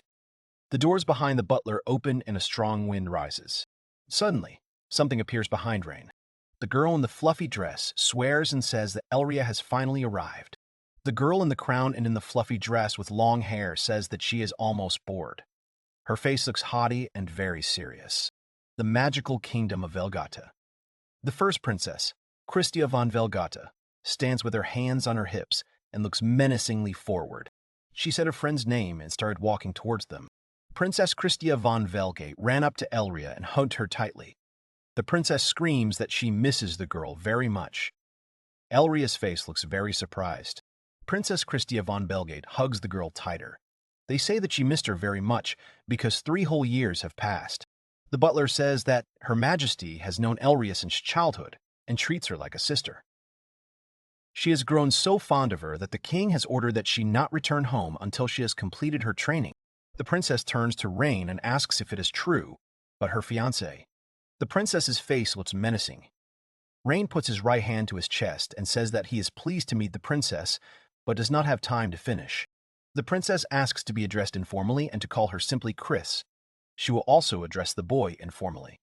Rain bows again and thanks the princess for her concern. The princess clenches one hand into a fist and places it on her chest. With a menacing face, she says that the boy is only half approved. Rain carefully asks permission to ask what the princess means. The princess says she doesn't recognize her sister and boyfriend's engagement. Rain says the other half means she doubts Rain's abilities. The princess turned her head and frowned, saying that it was hard to believe that someone who couldn't use magic could compete with someone like Elria. The boy asks with a smile on his face if it was right that the princess invited him to test his abilities. Princess Chris crosses her arms over her chest and holds her head high. She asks why the boy looks like he is used to this. The guy says that he is not used to this, but is simply ready, since Elria has such an exceptional talent, a reputation as a general magician, which the whole country is proud of. Maybe the princess can explain his power. The princess turns to her sister and says that the boy is much more capable than she expected. The girl looks at the boy and asks if he is not amazing. Chris pulls his hand in and screams that she doesn't acknowledge not only his strength. Rain keeps saying that it's about his bloodline. The princess says that he only needs to do something to gain recognition. The princess is talking about something more important than his bloodline. The princess says that all she is teaching is to test the boy's love for Elria. The young man looks ahead in surprise. The butler is behind, telling the bathhouse to go into the castle. Process Chris shouts into the microphone that it is time for the first challenge of the competition. Who loves Elria more? Many people joyfully shout and jump for joy, watching this whole performance. Rain asks why all these people are here. He thought it would be just the 2 of them. The princess says it's time for the usual court party, which is why she invited everyone for a sideshow. The princess says that those who have served in the palace for a long time know Elria, so they are curious about who her fiancé will be. Rain makes a small bow and says that this is well observed. The princess calls the boy by his first and last name and says that she has already done her research. The boy looks up in surprise and looks forward, his eyes wide. Princess Christia von Velgate says that the Magic Academy, despite him being labeled as incapable of using magic, still contributes to the development of his village. Even after all this, she still can't admit that he is worthy of her sister. The princess falls to her feet and screams that she personally feels that he is taking Elria away from her. The guy sits on a small chair and awkwardly does not know what to say to him. The princess raises her head and looks away. She says that even if there were no spectators here, she would still test whether his love for Elria is true. The butler says that Chris loves Elria very much and therefore behaves eccentrically. The competition between these 2 will be held by Selvas. Princess Christia von Velgate asks Selvas to stop. She sensed ill intent in his performance. Selvas says that everyone who works here knows about it, and they have high hopes for Rain. The people in the large hall start laughing and talking among themselves. Selvas, with a calm face, says that the one who knows Elria best will win. The girl herself sits on a soft chair slightly higher than Chris and Rain. Elria sits embarrassed. The girl's face is covered with a lot of blush. Elria wants to go home. Princess Chris turns around and shouts that Elria is cute even when she is embarrassed. Rain and Selvas look at the princess. Chris starts running towards Elria because she can't stand still. Chris's body is wrapped in chains. Selvas says that touching Elria is forbidden. Selvas holds Chris's hand and leads her back. Rain looks at them in surprise and thinks about how the princess just broke her chains. The butler smiles and apologizes to Rain. Selvas asks if the boy has anything to say. Rain awkwardly says that he has a few words. Rain says that it has been a while since he and Elria met, but he will try not to disappoint everyone present. Princess Christia von Velgate says she has known Elria since she was a child. She knows the girl's likes and dislikes, and even knows how many times she has spilled her afternoon tea and what kind it was. Selva says that to answer the question you need to press a button, and Elria will ask the questions and judge. The girl looks down and is surprised that she will do this. Selvas apologizes for the inconvenience, but he says that many have asked to hear Elria's voice. Elria holds a piece of paper in front of her and stutters that she will try. Elria is about to ask the first question. Princess Chris runs away. The butler is surprised, and Rain continues to look at Elria. Princess Christia von Velgate starts shouting that Elria is very cute. Selva says that if this happens again, the princess will be punished. Elria buries her face in the paper. Rain asks Butler to read the questions himself, as that would be best. Butler agrees. The butler holds a piece of paper in his hands and is about to voice the first question, but he only managed to say half of it. A button rang to the side, which means that the participant knows the answer. Chris replies that he's reading and not just books. Elria likes to read papers on magical research. The butler turns to Elria and asks if everything is correct. The girl, with a smile on her face, begins to nod her head. Selva says that Princess Christia von Velgate answered the first question correctly. The princess stands with her arms crossed over her chest and smiles triumphantly. Chris turns to Rain and asks what he has to say. The princess asks if he needs to listen to the end of the question to answer. Rain says he doesn't need to listen to the end of the question.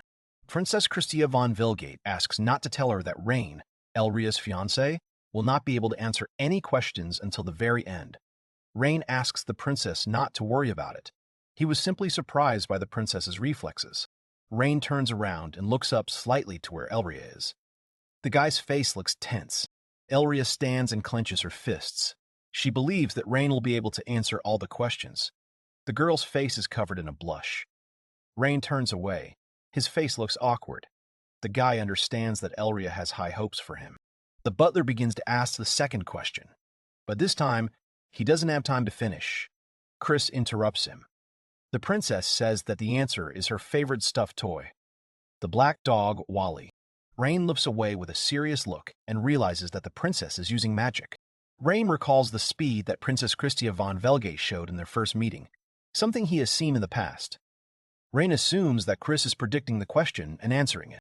In other words, Chris's speed is unbeatable. The princess stands and looks forward with a smile on her face, her arms crossed over her chest. Elria turns to Selvas and asks if she can come up with the next questions herself. The butler looks at Rain, who looks up to where Elria is. Selvas says he understands and asks Elria to begin. Elria picks up the microphone and hesitantly asks what her favorite seasoning is when she's really tired. Princess Christia von Velgate asks if this question is too specific.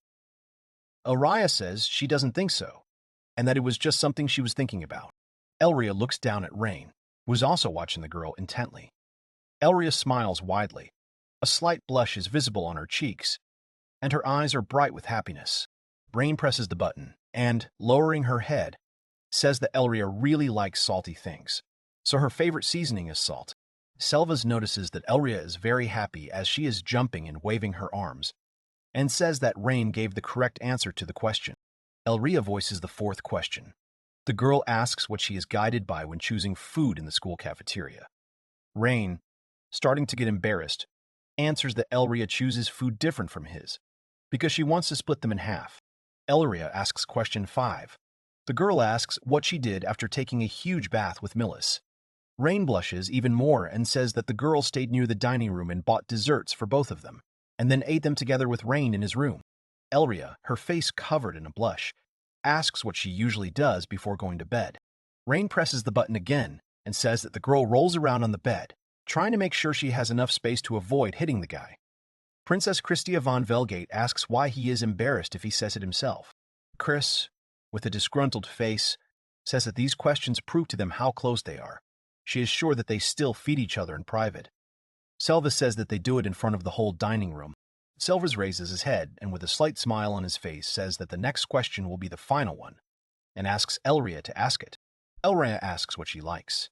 Chris and Rain look up at where Elria is standing. They did not understand the essence of the question, and Princess Christia von Velgate even asked again what her friend meant. The faces of Rain and the princess look very surprised. Selvas also looks at Elria. only his face looks calmer. Rain presses the button with a concentrated face. Rain says that Elria likes warm milk tea. Selvas turns to Elria and asks what the answer to her question is. Elria makes a cross with her fingers, indicating that the answer is wrong. A large cross appears in front of Rain. The boy stares at this cross. Selva says that Rain was wrong when he answered the question. Elria closes her eyes and says that she will not tell the answer. Selvas understands everything and says that Elria will not reveal it. Elria confirms this and brings her index finger to her lips. She says that it is a secret. The girl's face looks pleased and cunning. After some time, Rain and Elria are standing together. Rain turns to Selvas and says that they want to stay in this place and rest. Selvas understands them and tells them to let him know if they need anything. Elria grabs a small glass and drinks the entire contents in one breath. Rain stands next to her and looks at the girl with a smile. Many people gathered around Rain and Elria. They say that Rain is a great guy and Elria is very lucky. The boy and girl look at the people with interest. Elria says that even when she was a child and didn't go to the royal palace, Chris was always there for her. She never thought that everyone would worry about her so much. Even though Princess Christia von Velgate is too active, it's easier when she's with her. The princess comes up to the boy and girl and says that they did a great job. Rain notices the princess and puts her hand on her chest. Rain smiles and thanks the princess for giving them such a good opportunity and introducing them to the palace staff. Princess Christia von Velgate smiles awkwardly and says that although she said too much at the beginning, it turns out that Rain is a good guy. Chris says she didn't expect such a warm relationship between Rain and Elria. The princess says she called him because she needs help. There is a big and full moon in the sky, which shines very brightly. The princess's face looks sad. She looks slightly down. The princess calls Rain the hero of Altain and says that he seemed to have had a great time. Rain spreads his arms and says that it has been a long time, and the girl makes the same scary face. Rain addresses the princess named Tiana. The princess stands with her arms folded across her chest and looks menacingly forward. Rain says that he knew that Princess Chris looked like someone, but how did it turn out that it was Tiana? Tiana says that Rain looks quite attractive when he's young, and she would never have thought that the old drum could look like that. He is also surprised that the little girl who started crying after losing to the old man appeared like this. He still gets on her nerves. Rain says that it seems that Tiana did not reincarnate here. Tiana says that she magically sent her consciousness here and lent the body of Princess Christia von Velgate. Elria addresses Tiana. Rain and the princess look at the girl attentively. The princess smiles, a slight blush visible on her cheeks. Tiana confirms Elria's words. Elria realizes that Chris was Tiana all along. The princess looks ahead in surprise and asks again. Elria starts talking about how Chris sometimes sticks to her, but doesn't have time to finish. The princess says that in most cases it was Chris, although sometimes Tiana changed places with her. Elria is that when she stayed overnight, Chris made her try on clothes, but she doesn't have time to talk. The princess says that it was Chris too. She was just telling her what clothes would suit Elria. Elria stands haughtily in front of the princess and calls her by her name Tiana, then says the word lecture. The princess falls to the floor and says that she will gladly do it. Elria says that she doesn't want Tiana to be happy when she scolds her. The princess says that's impossible, since she would of course be happy. Tears start flowing from Tiana's eyes, and she says that she will finally be able to talk to the girl. She is very happy about this and cannot stop her tears. Tiana wanted to reach out to them as soon as possible, just like when they lived 10 years ago. She wants them to say her name with a smile. The sage is also glad that she was able to meet Tiana. Elria sits down with the princess and says that it has been 10 years since his death. The girl assumes that Tiana is already quite an adult. The princess confirms this and says that she is taller than the girl. The girl assumes that Tiana is still a real beauty. The princess confirms this and says that she is sorry that she cannot show it to them. Tiana cries loudly and tries to wipe away her tears. A slight blush is visible on her cheeks. The princess apologizes and says that she has no time left, but she just can't control her emotions. Rain looks forward seriously and says that since Tiana revealed herself, it means she has something to tell them. The princess wipes away the remaining tears, her face covered in a light blush, and she confirms this. She says that this also applies to how she is connected to Chris. The princess stands in front of the boy and girl and says that she wants to start with the reason for Elria's death. The girl speaks confidently, without a shadow of a doubt. A girl with ears and long hair lies on the floor next to her, a cup from which liquid has spilled. Tiana says that Elria lost her life because she lost all her magical power. A middle-aged man in uniform says that the quota for today looks to be complete, so they should head back. He calls the guy standing behind him Liat. Ice turns to the man, Your Excellency, and says that he feels it would not look very good if he were the only one and his companion. The man walks straight and says, Just fine. A middle-aged man turns around and says that the fewer people accompanying him, the easier it will be for someone. There is a slight grin on his face, which expresses his confidence in his own words. Suddenly, something starts flying out from the side of the man. The man steps back and looks at it in surprise. Small pieces fly in different directions, almost hitting him. A middle-aged man steps back and greets Tiana. The girl's hair is tied in a tight bun. Liat stands behind and looks on in surprise. The girl tries to attack the man. The man steps aside and says that the young girl is not going fast enough. The girl does not have time to stop and flies straight ahead. Her face looks slightly surprised and scared. The man trips her. Tiana turns back in mid-flight, stretches out her arms, and her one eye is closed. The man's face tenses. He notices something and now looks at that place with interest. The man sits down on one knee. Pieces of earth start to rise around him and a large amount of dust also rises. Suddenly, large magical circles appear above the man. The man looks up and says that Tiana's magic is annoying as always. The man's face looks mocking and there's a slight smirk on his lips. Tiana falls to the ground and screams. The man continues to sit on the ground and watches. Suddenly, a girl appears, sitting on her staff in the air, and says that Tiana shouldn't do anything she's not asked to do. The girl says that Tiana has run out of magic power again. Tiana lowers her head and asks for forgiveness. A bottle suddenly appears in the girl's hands, which she puts in Tiana's mouth. The girl orders her to drink a potion that restores magic power. The man on the ground laughs and says that Tiana is quickly using up her magic power, and I still need to train for 100 years before I can compete with him. Liat says that it was time jump magic, and it would be hard for anyone other than a man to resist it. The man says that to do this, you need to be able to predict the actions of this girl. If you understand the course of her thoughts, then it is quite possible to cope with this magic. The man turns to Liat and says he can do it too. The boy says he can usually analyze her, but he can't stop her. Liat's face looks calm, even unperturbed. Elria and Tiana are sitting in a room at a large table. Tiana's head is lying on the table. Elria is holding a book in her hands and reading it. Tiana turns to the girl, asking her what she needs to do to stay in the time world longer. Tiana's face looks rather sad. The girl holds a book in her hands and says thoughtfully that when Tiana is in the time world, she transforms her business with the help of magical power. Tiana confirms this, saying that the consumption of magical power for this is very high. Tiana says that at this time she seems to see frames from the near future moving in front of her, as her entire business is transferred to the future. She can only jump by 10. Tiana starts to get angry, says that she recently learned to bring only her consciousness into the future, so she began to see a slightly more distant future. But she still can't defeat this soldier, so she's offended. Elria lowers her head and says that this is beyond the ordinary. This is the level of souls, or gods. Tiana says that theoretically it exists, so there is a possibility. The girl raises her head and says that Tiana is a human, and it is hard for her. But for an elf like her, it will be much easier. Tiana screams the girl's name and says that she expected this from her. The girl says that she appreciates her ability to sincerely praise people. The girl looks at her mug, says that she has run out of tea.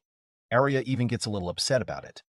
Tiana suddenly gets up from hers and quickly runs to the exit. She says, without even turning around, that she will brew some more. After some time, Tiana goes with the servants. One of them says that she can entrust such mundane tasks to them. Tiana says that this is not necessary, because she herself wants to bring tea to Elria. Tiana enters the room and apologizes for keeping the girl waiting. Suddenly, a teapot with tea flies to the floor and breaks.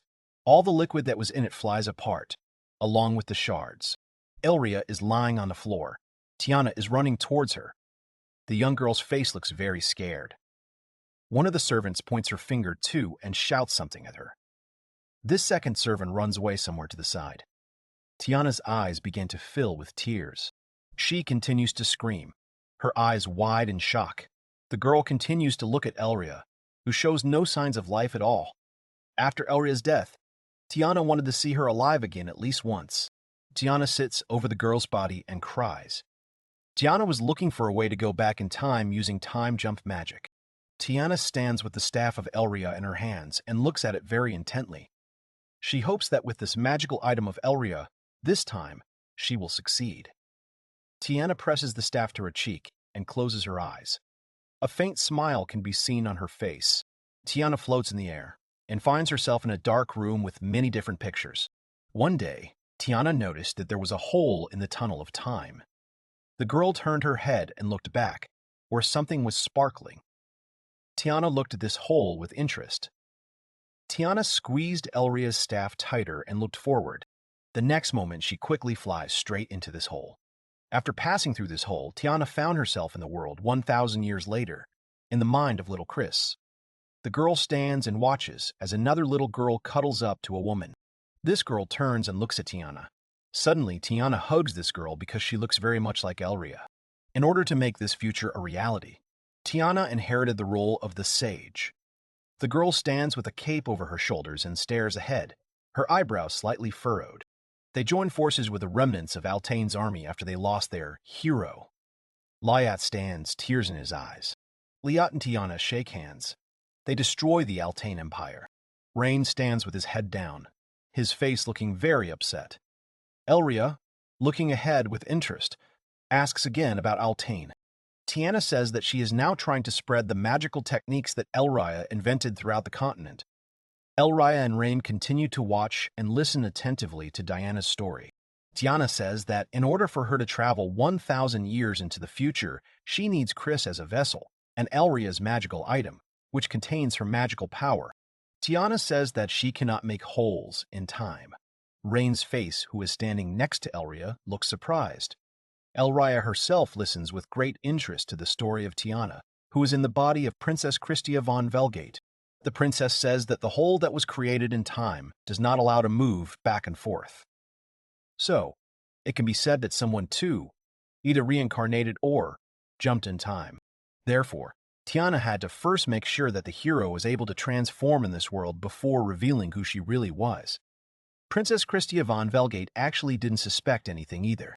Elria thanks Tiana for trying so hard for her. Tiana stands and looks straight ahead with a smile on her face. A slight blush can be seen on her cheeks that appeared after Elria's words.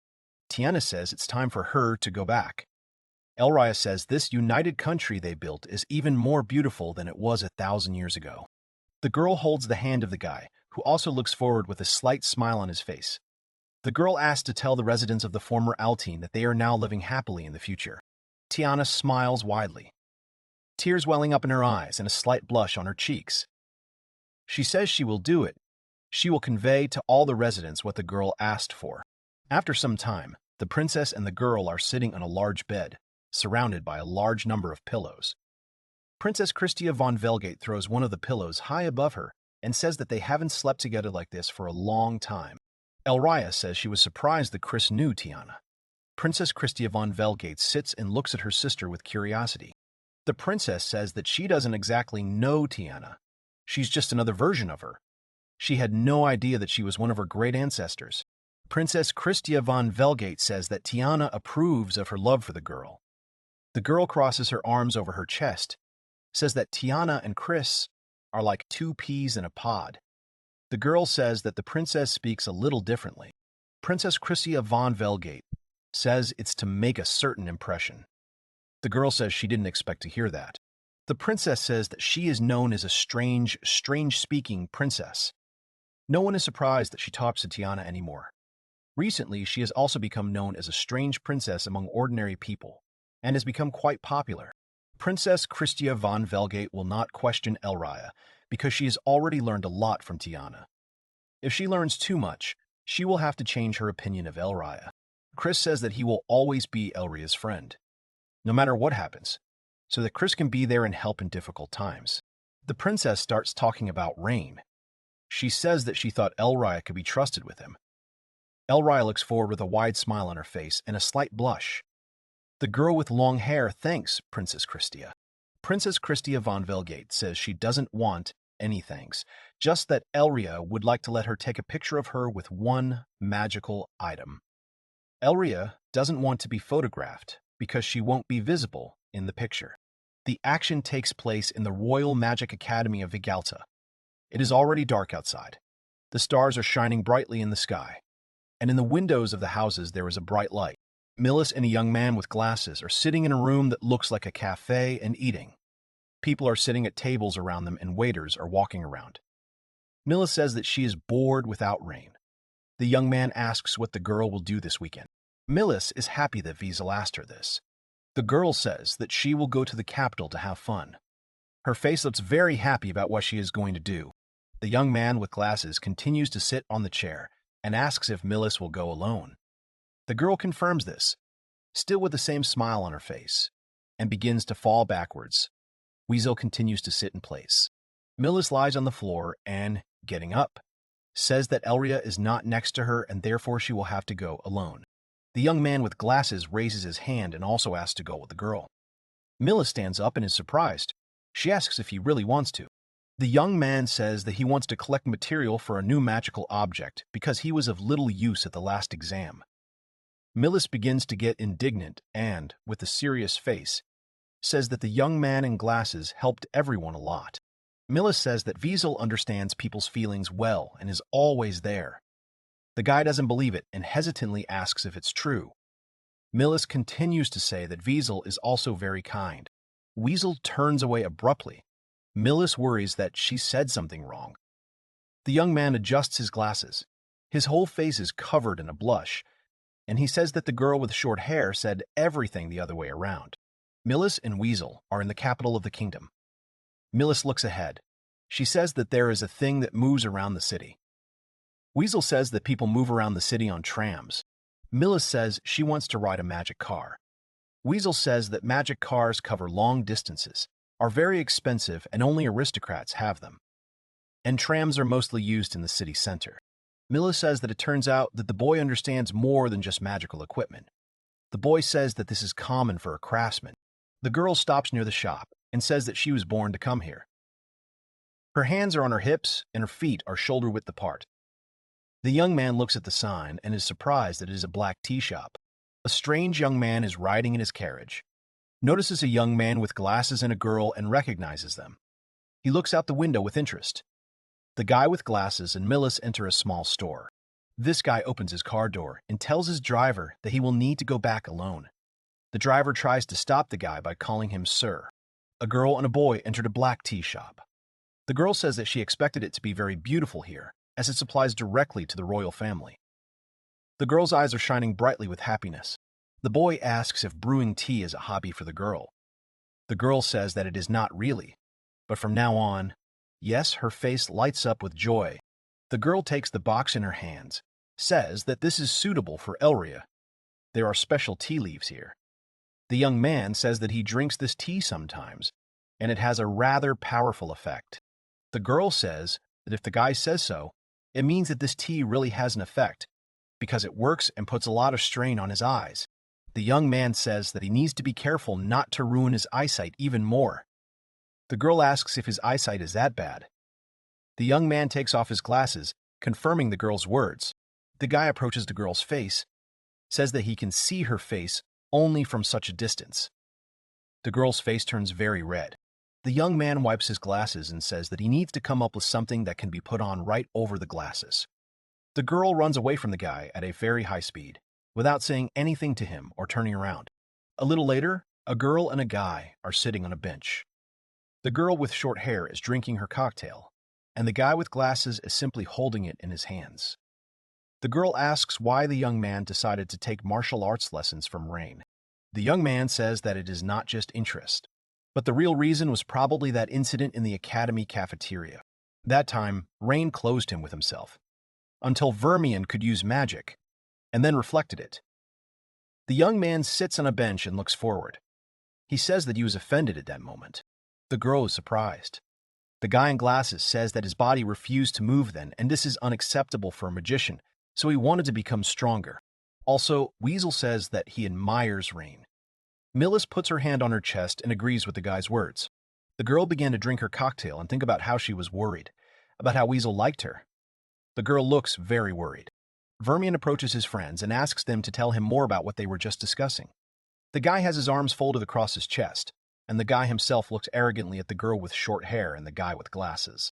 Millis wipes her chin and says that Rain and Elria are not with them today because they were called to the castle. Vermian says that he did not ask about those two.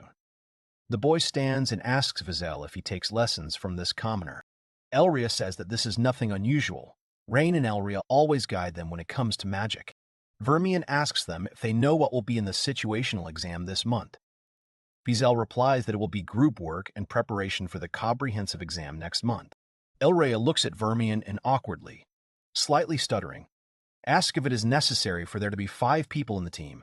The next morning, Millis sees Elria and screams her name very loudly. Elria and Rain enter the room together, the girl with long hair holding the guy's hand. Millis is surprised that Elria looks cheerful, even though it is only morning. Vizel is surprised that the girl is not swaying. Elria says that she is not as sluggish as people say. The girl says that Rain made her tea with milk, and that's why she's cheerful. Melissa is surprised at home. Vizel turns to the boy, asking how things went at the castle. Rain says that they went to the obligatory event, talked to the princess, and he was thanked by the subjects of Elria. And they also made progress in their personal affairs. Rain remembers the princess's words and says that if someone stole the magical power, then most likely it was some technology from the future. That is, someone from the future could be involved in their reincarnation. The young man in glasses says that they also have news. The girl approaches the young man and asks what happened to them. The young man sits at the table, his head resting on his hands. Millis says that they need to have 5 people on their team for the upcoming exam. Rain agrees with this and says that they were missing one person. Someone says that this problem has already been solved. Rain, frowning, looks ahead attentively. The guy's face shows that he is not very happy about this news from his friends. Vermian approaches the team and says that it is a beautiful morning. The guy waves his hand and even smiles. Rain looks at the approaching guy, crossing his arms over his chest. Rain addresses the guy as Fadek and asks if he comes to them often. Rain is really not happy about this guy's appearance. Vermian says that preparations for the upcoming exam are already beginning, and that is why he came. There is a slight grin on Farin's face. Rain looks ahead and asks not to tell him something, but does not have time to finish. Elria stands next to him and looks ahead with interest, slightly tilting her head to the side. Vermian extends his hand and says that from that day on, they will work together as members of the same team. There is a slight smile on this guy's face, and his face looks very confident. The previous situational exam was not counted because armored dragons, which were thought to be extinct, suddenly appeared during it. Rain fought one of them, holding a sharp sword that cut through magical creatures. Alma says that these armored dragons were considered a threat to the existence of magic, so they exterminated everyone, even those animals from which they descended as a result of mutations. Therefore, it was decided that the next situational exam would involve training battles between teams of 5 people. In order to prepare for the exams, everyone came to the training field. Rain asks the girl hugging him if she needs to hug him every time. The girl says that if they come or are spoiled, they approach, then the area or is spoiled and becomes smaller, and accordingly, less magical power and coordinate calculations are required. Rain asks if this is true. Millis and the bespectacled boy stand aside and watch the situation. Millis says that this scene has become commonplace. Bezel agrees and says that no one in the class is surprised. Farag says that Rain can't use any magic without Caldwin, and he couldn't do it. The guy's eyes are closed. A slight smile plays on his lips, and the guy himself is confident in his words. Elria stares at Farag, her eyes wide open, and Farag begins to make excuses for himself. Farag turns away and awkwardly says that since Rain has not been able to use magic since birth, there is nothing that can be done. Rain asks the boy to act as usual. A few hours ago, Farag says that since they are on the same team, they will work together. He stands, against his hand to Rain. Rain turns to Millis and says that he heard about a couple of Farag's friends not making it back in time for the exam. Millis furrows her brows and says that Farag thought he would be asked to join the team by someone in his class. The stranger looks away awkwardly and says that accepting the son of the Vermian family is too much for them. Behind him stands a small group of people, each of them lowering their heads. The girl looks back and says that they already have a full team. The rest of the people standing behind confirm this. The guy says outright with a smile on his face that they don't want Farg on their team. Several people behind him are surprised by his straightforwardness. Millis approaches Rain and says that Farg is completely isolated. The guy himself stands a little to the side and, using his magic, shouts that he will destroy some guy. Millis says that Elria is very strict and she will be interested to see if the son of a rich family can handle it. Farg says that he is not a commoner and it will be easy for him. Both young men have their arms crossed over their chests. Millis points her finger at the guy and says that she warned him, and if he complains, she will call him a weakling from a rich family worse than a commoner. Farg looks forward with a serious and angry face and says that if he holds out, he will call Millis a country bumpkin worse than farmers. Millis, smiling broadly, says that her family has always been involved in livestock farming. A young man with glasses and a girl with long hair stand aside and watch. Weasel says that he still has to pass an exam with these two. Elria says that she needs to teach them. Alma is squatting and holding her staff, her head down and her eyes not visible. She says that the training fight with His Excellency will be fun. A woman with glasses stands next to Alma and says that the director herself said that one must be prepared for extreme situations, and that there is nothing to be done about it. The woman with glasses is Philia Theresia, a first-rank mage and Alma's assistant. Philia says that there are people from other classes here now, and many things can happen. Alma looks up and, with a smirk on her face, tells the woman with glasses to go and take part in a training fight. The woman with glasses, very agitated, says that she came simply as a teacher, to guide. And besides, she does not have magic suitable for combat, like Alma. Alma and Philia leave. Alma asks not to call her by name. If she disgraces herself, then she, as the one who recommended her for the position of teacher, will have to train until the morning. Rain turns to his team, says it's time to get started. Millis says they need to first clearly assign responsibilities among themselves. Millis says that Elrai will now be assessed also on whether she can train them above a certain level, and it is unknown whether they will be able to continue to be on the first team. Based on the results of the last exam, it became clear that Time could almost certainly become a mage, so it was decided that she would instruct other students. Rain says that we need to form a team with the boy Farag at the head, Valk and Lucas, who are not currently attending the academy, and the three of them. That will be exactly 5 people. Farag stands with his arms crossed and a wide smile that says he will be the leader. Someone from the side confirms this. The young man doesn't believe it and asks Rain again. Rain stands with his arms crossed over his chest and looks at the boy, saying that everything will be as he said. Farik points to the 3 and asks if they will follow his every word. The 3 people are surprised by such words and look at the guy with their eyes wide open. Rain waves his hands in surprise as a sign of denial and says that they will not follow his words. Philo does not understand anything and asks what Rain's words mean. Rain orders the boy to listen carefully. Ring says that the leader's role is to make decisions. Rain says that when the armored dragon attacked, he made the decision to run away in a tense situation. He made the right decision. Thanks to this, he saved the wounded. In terms of decisiveness, he is better than others. Rain says that he can use 8th level magic, so if he is given a command in decision-making during the battle, the party's fighting ability will be greatly affected, so Wiesel will make the decisions. Wiesel asks if the boy will make the decisions. Wiesel asks if the boy will make the decisions at the beginning and end. Elria says that she has been thinking of a plan in which Millis will stand in the front, but of course her opinions must be taken into account. Millis asks to tell her what the plan is. Elria begins to explain. Until the others figure out what to do, Millis will have to do her best to repel the concentrated attacks. Millis approaches the guy and congratulates him, because he is now the leader. The guy looks back at the girl and asks her to stop smiling like that. Elria says that it will be difficult for Farag to stay ahead. Elria says the more powerful magic a person can use, the less likely he is to stand in the front. Elria continues to say that these people are helpless in close combat. The boy and girl look at Farag, and he gets indignant and asks why they are looking at him like that. Rain asks Elria if she minds if he is responsible for the boy. The girl doesn't mind because the boy is the best for this. Rain approaches the young man and asks to give him a magical item that he won't mind breaking. The young man adjusts his glasses and asks if Rain knows how much money goes into producing magical items. Rain awkwardly says that no one will break this item on purpose. It's just that if you put all your magic power into it, it might break. Well, if it's something in the shape of a ball.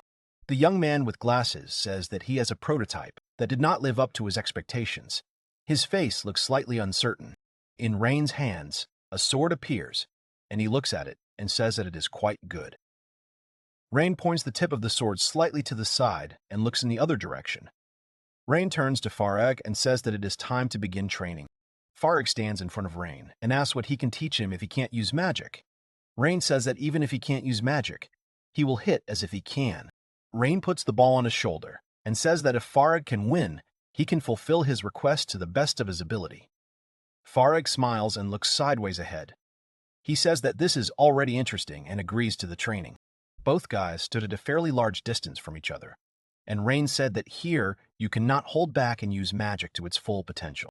Rain says he will wait a minute before attacking, so in the meantime Farag can do whatever he wants. The young man asks if Rain is giving him a head start. Farag says Rain is pretty confident. Rain says that he doesn't think he can lose anyway. Farag puts his thing forward and prepares to attack. Farag has a lot of different magic things behind him. Farag yells that if he wins, he won't let Rain call him a boy anymore. Farag yells that Rain shouldn't think he can deflect his magic as easily as he did last time. Rain starts running really fast and says he can't wait to try it. The guy's face looks very confident. He doesn't doubt his words at all.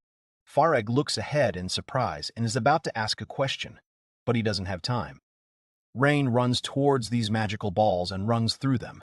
Rain squats down. A large flash occurs in front of him. The guy gets up and starts running very fast. Rain falls to the floor and slips past the magic ball. Rain's hand hits the ground with great force. Rain easily rises up on one hand and stands on it. In the other hand, he holds his sword tightly. Rain gets to his feet and says he's very hot.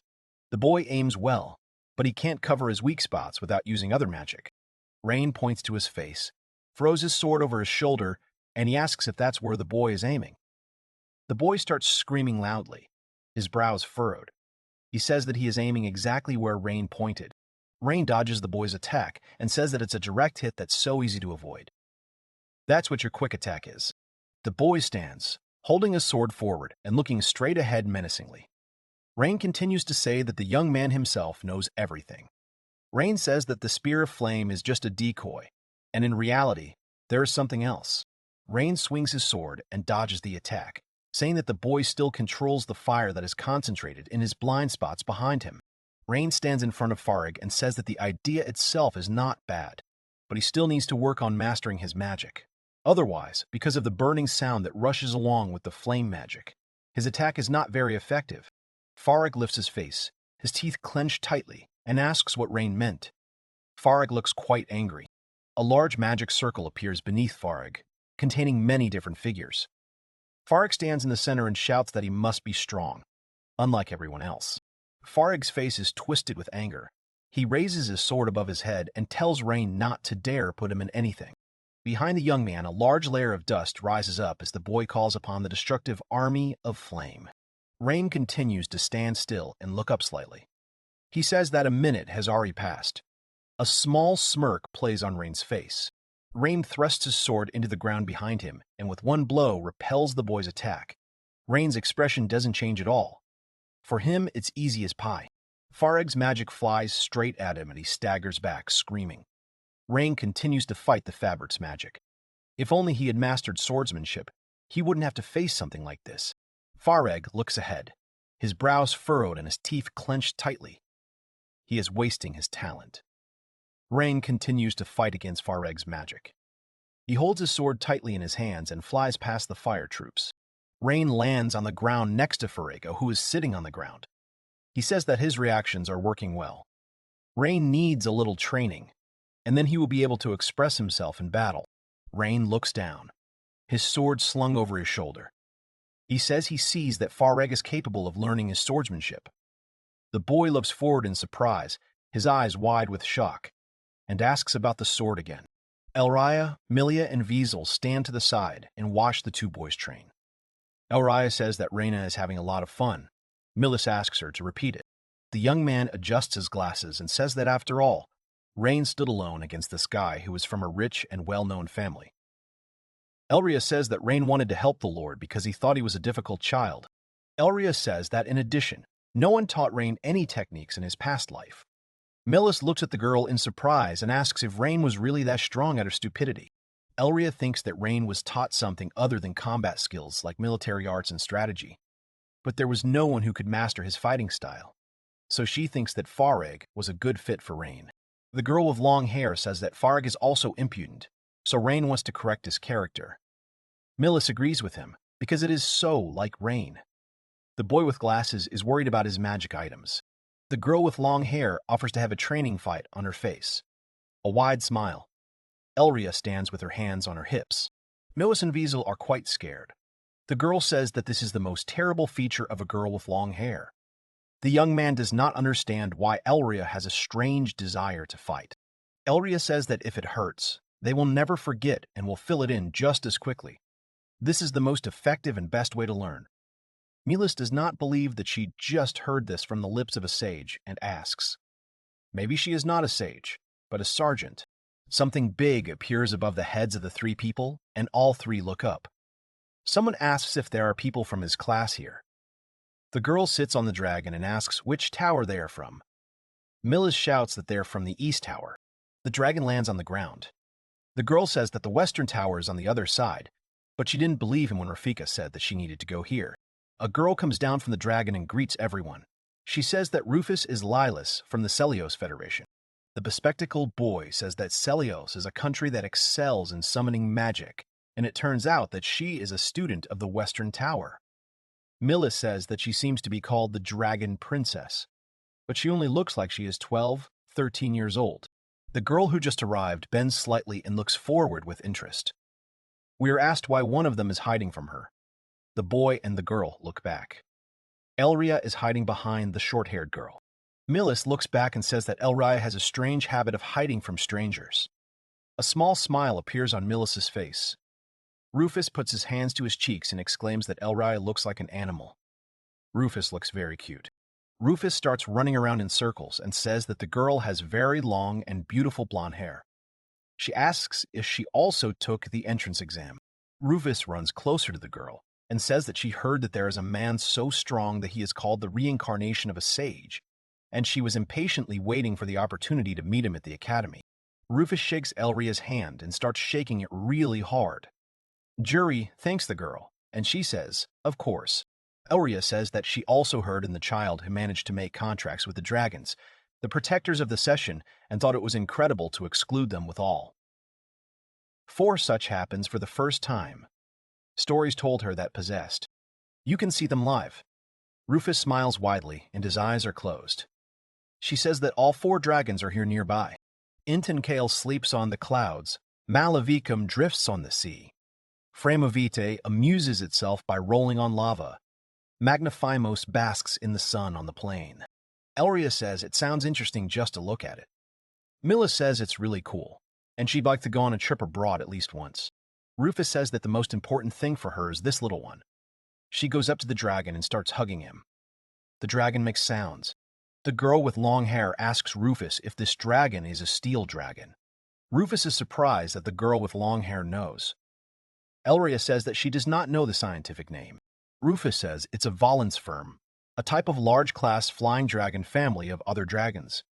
Someone from the outside says that it's impressive that Rufus was able to answer right away. Rufus hugs the dragon's face and says that he and Rafika are inseparable. Friends since childhood. Rufus approaches Elra and asks if she can use 10th circle magic, and again asks if she uses summoning magic. Millis says it's okay if Elria continues the conversation, forgetting about such a fight with him. The boy tells her not to worry about whether their conversation will be useful. Elria looks at her friends tiredly. Rufus asks if they are going to have a practice fight. Elria says that she is going to have a good time playing with these two. Rufus told Elria to fight her. Rufus says that she would like to see Elria's magic. She and Rafik will not lose to anyone, whoever it is. Rufus stands in front of Elria, with a dragon behind her. Rufus asks Elria if they will have a training battle. Elria agrees and says that looking at those two friends, she also wants to stretch her legs. A large wolf named Shefri appears behind Elria. Rufus recognizes the wolf, the magic eater. She is surprised that Elria thought of taming it, because even Mycelios could not tame it. Elria says that this wolf is very smart and understands that he cannot defeat Elria. The wolf stands behind the girl, his mouth wrapped in chains. Rufus stands next to his dragon, and they both stare ahead. Rufus smiles and says that it will be fun. The girl easily jumps onto her dragon on her first try. Rafika spreads her wings and prepares to fly. Rafika spreads her wings and prepares to fly. Rufus and Rafika fly up quickly. The girl screams for the dragon to attack. Elria and Shefri stand on the ground and watch them go. The young man with glasses looks up in surprise and says that this is a very high speed, and Rufus has already taken an advantageous position for herself. Millis calls Elria by name. Elria looks at her magical beast and, calling it by name, orders it to go forward. The wolf starts running very fast, his sharp teeth bared. Rufus turns around and says that the wolf can't get that high. The wolf begins to jump upward in a zigzag pattern, pushing off only from the air. Rufus hovers above the ground, sitting on his dragon, and asks what Shefri is pushing off from. Rufus mentally reasons that this wolf is very sensitive to magical power, and he feels the magic of Elria, and as soon as there is a place to push off, he jumps. Rufus straightens up and shouts for Rafika to use fire breath on the entire perimeter. The girl with pigtails looks confident and serious. Rafika raises her head. Fire starts coming out of her mouth. Elria yells at her mount to wait. Shefri lifts his head and looks up intently. Rafika lowers his head and begins to spew his flames.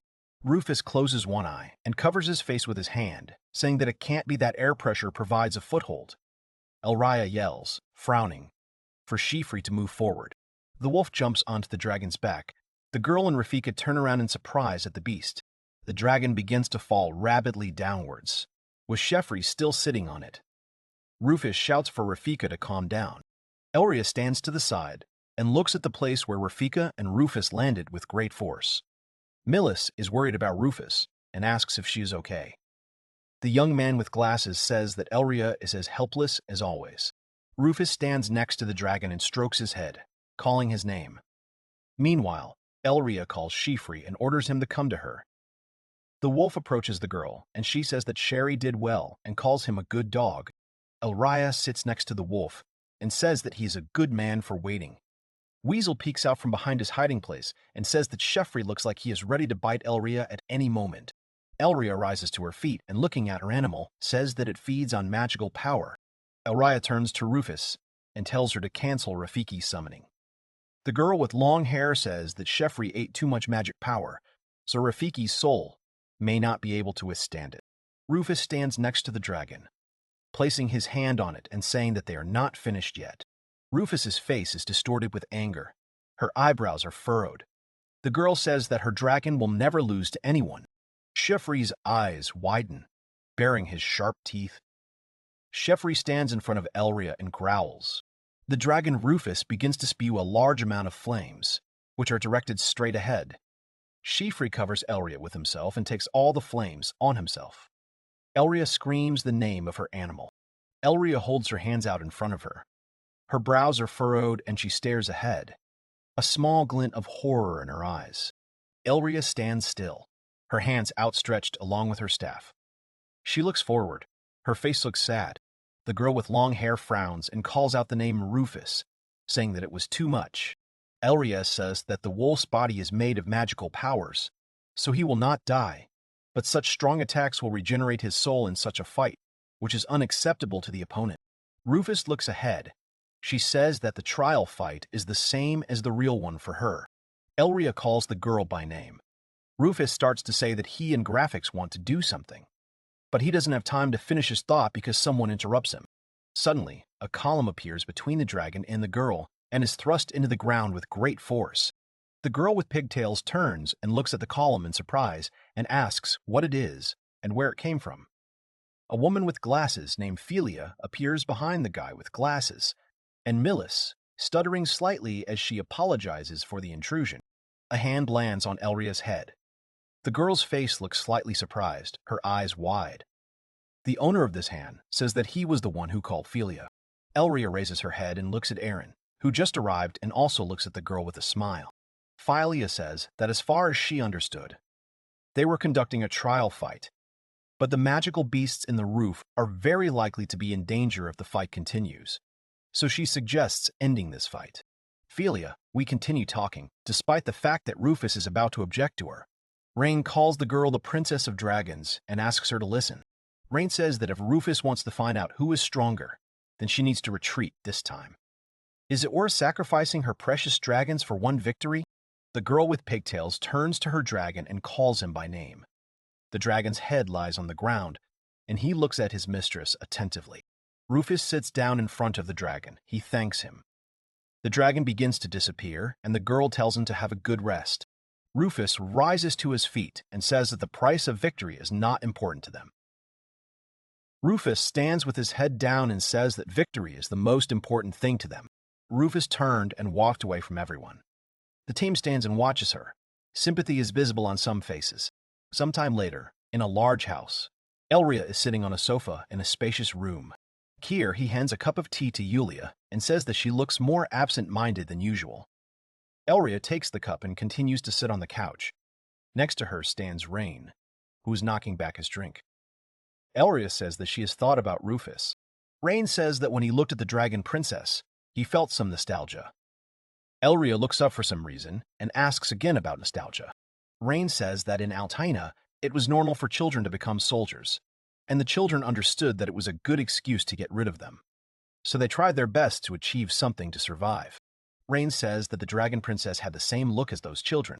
The guy sits down on the chair with a heavy heart and says that these are just his guesses.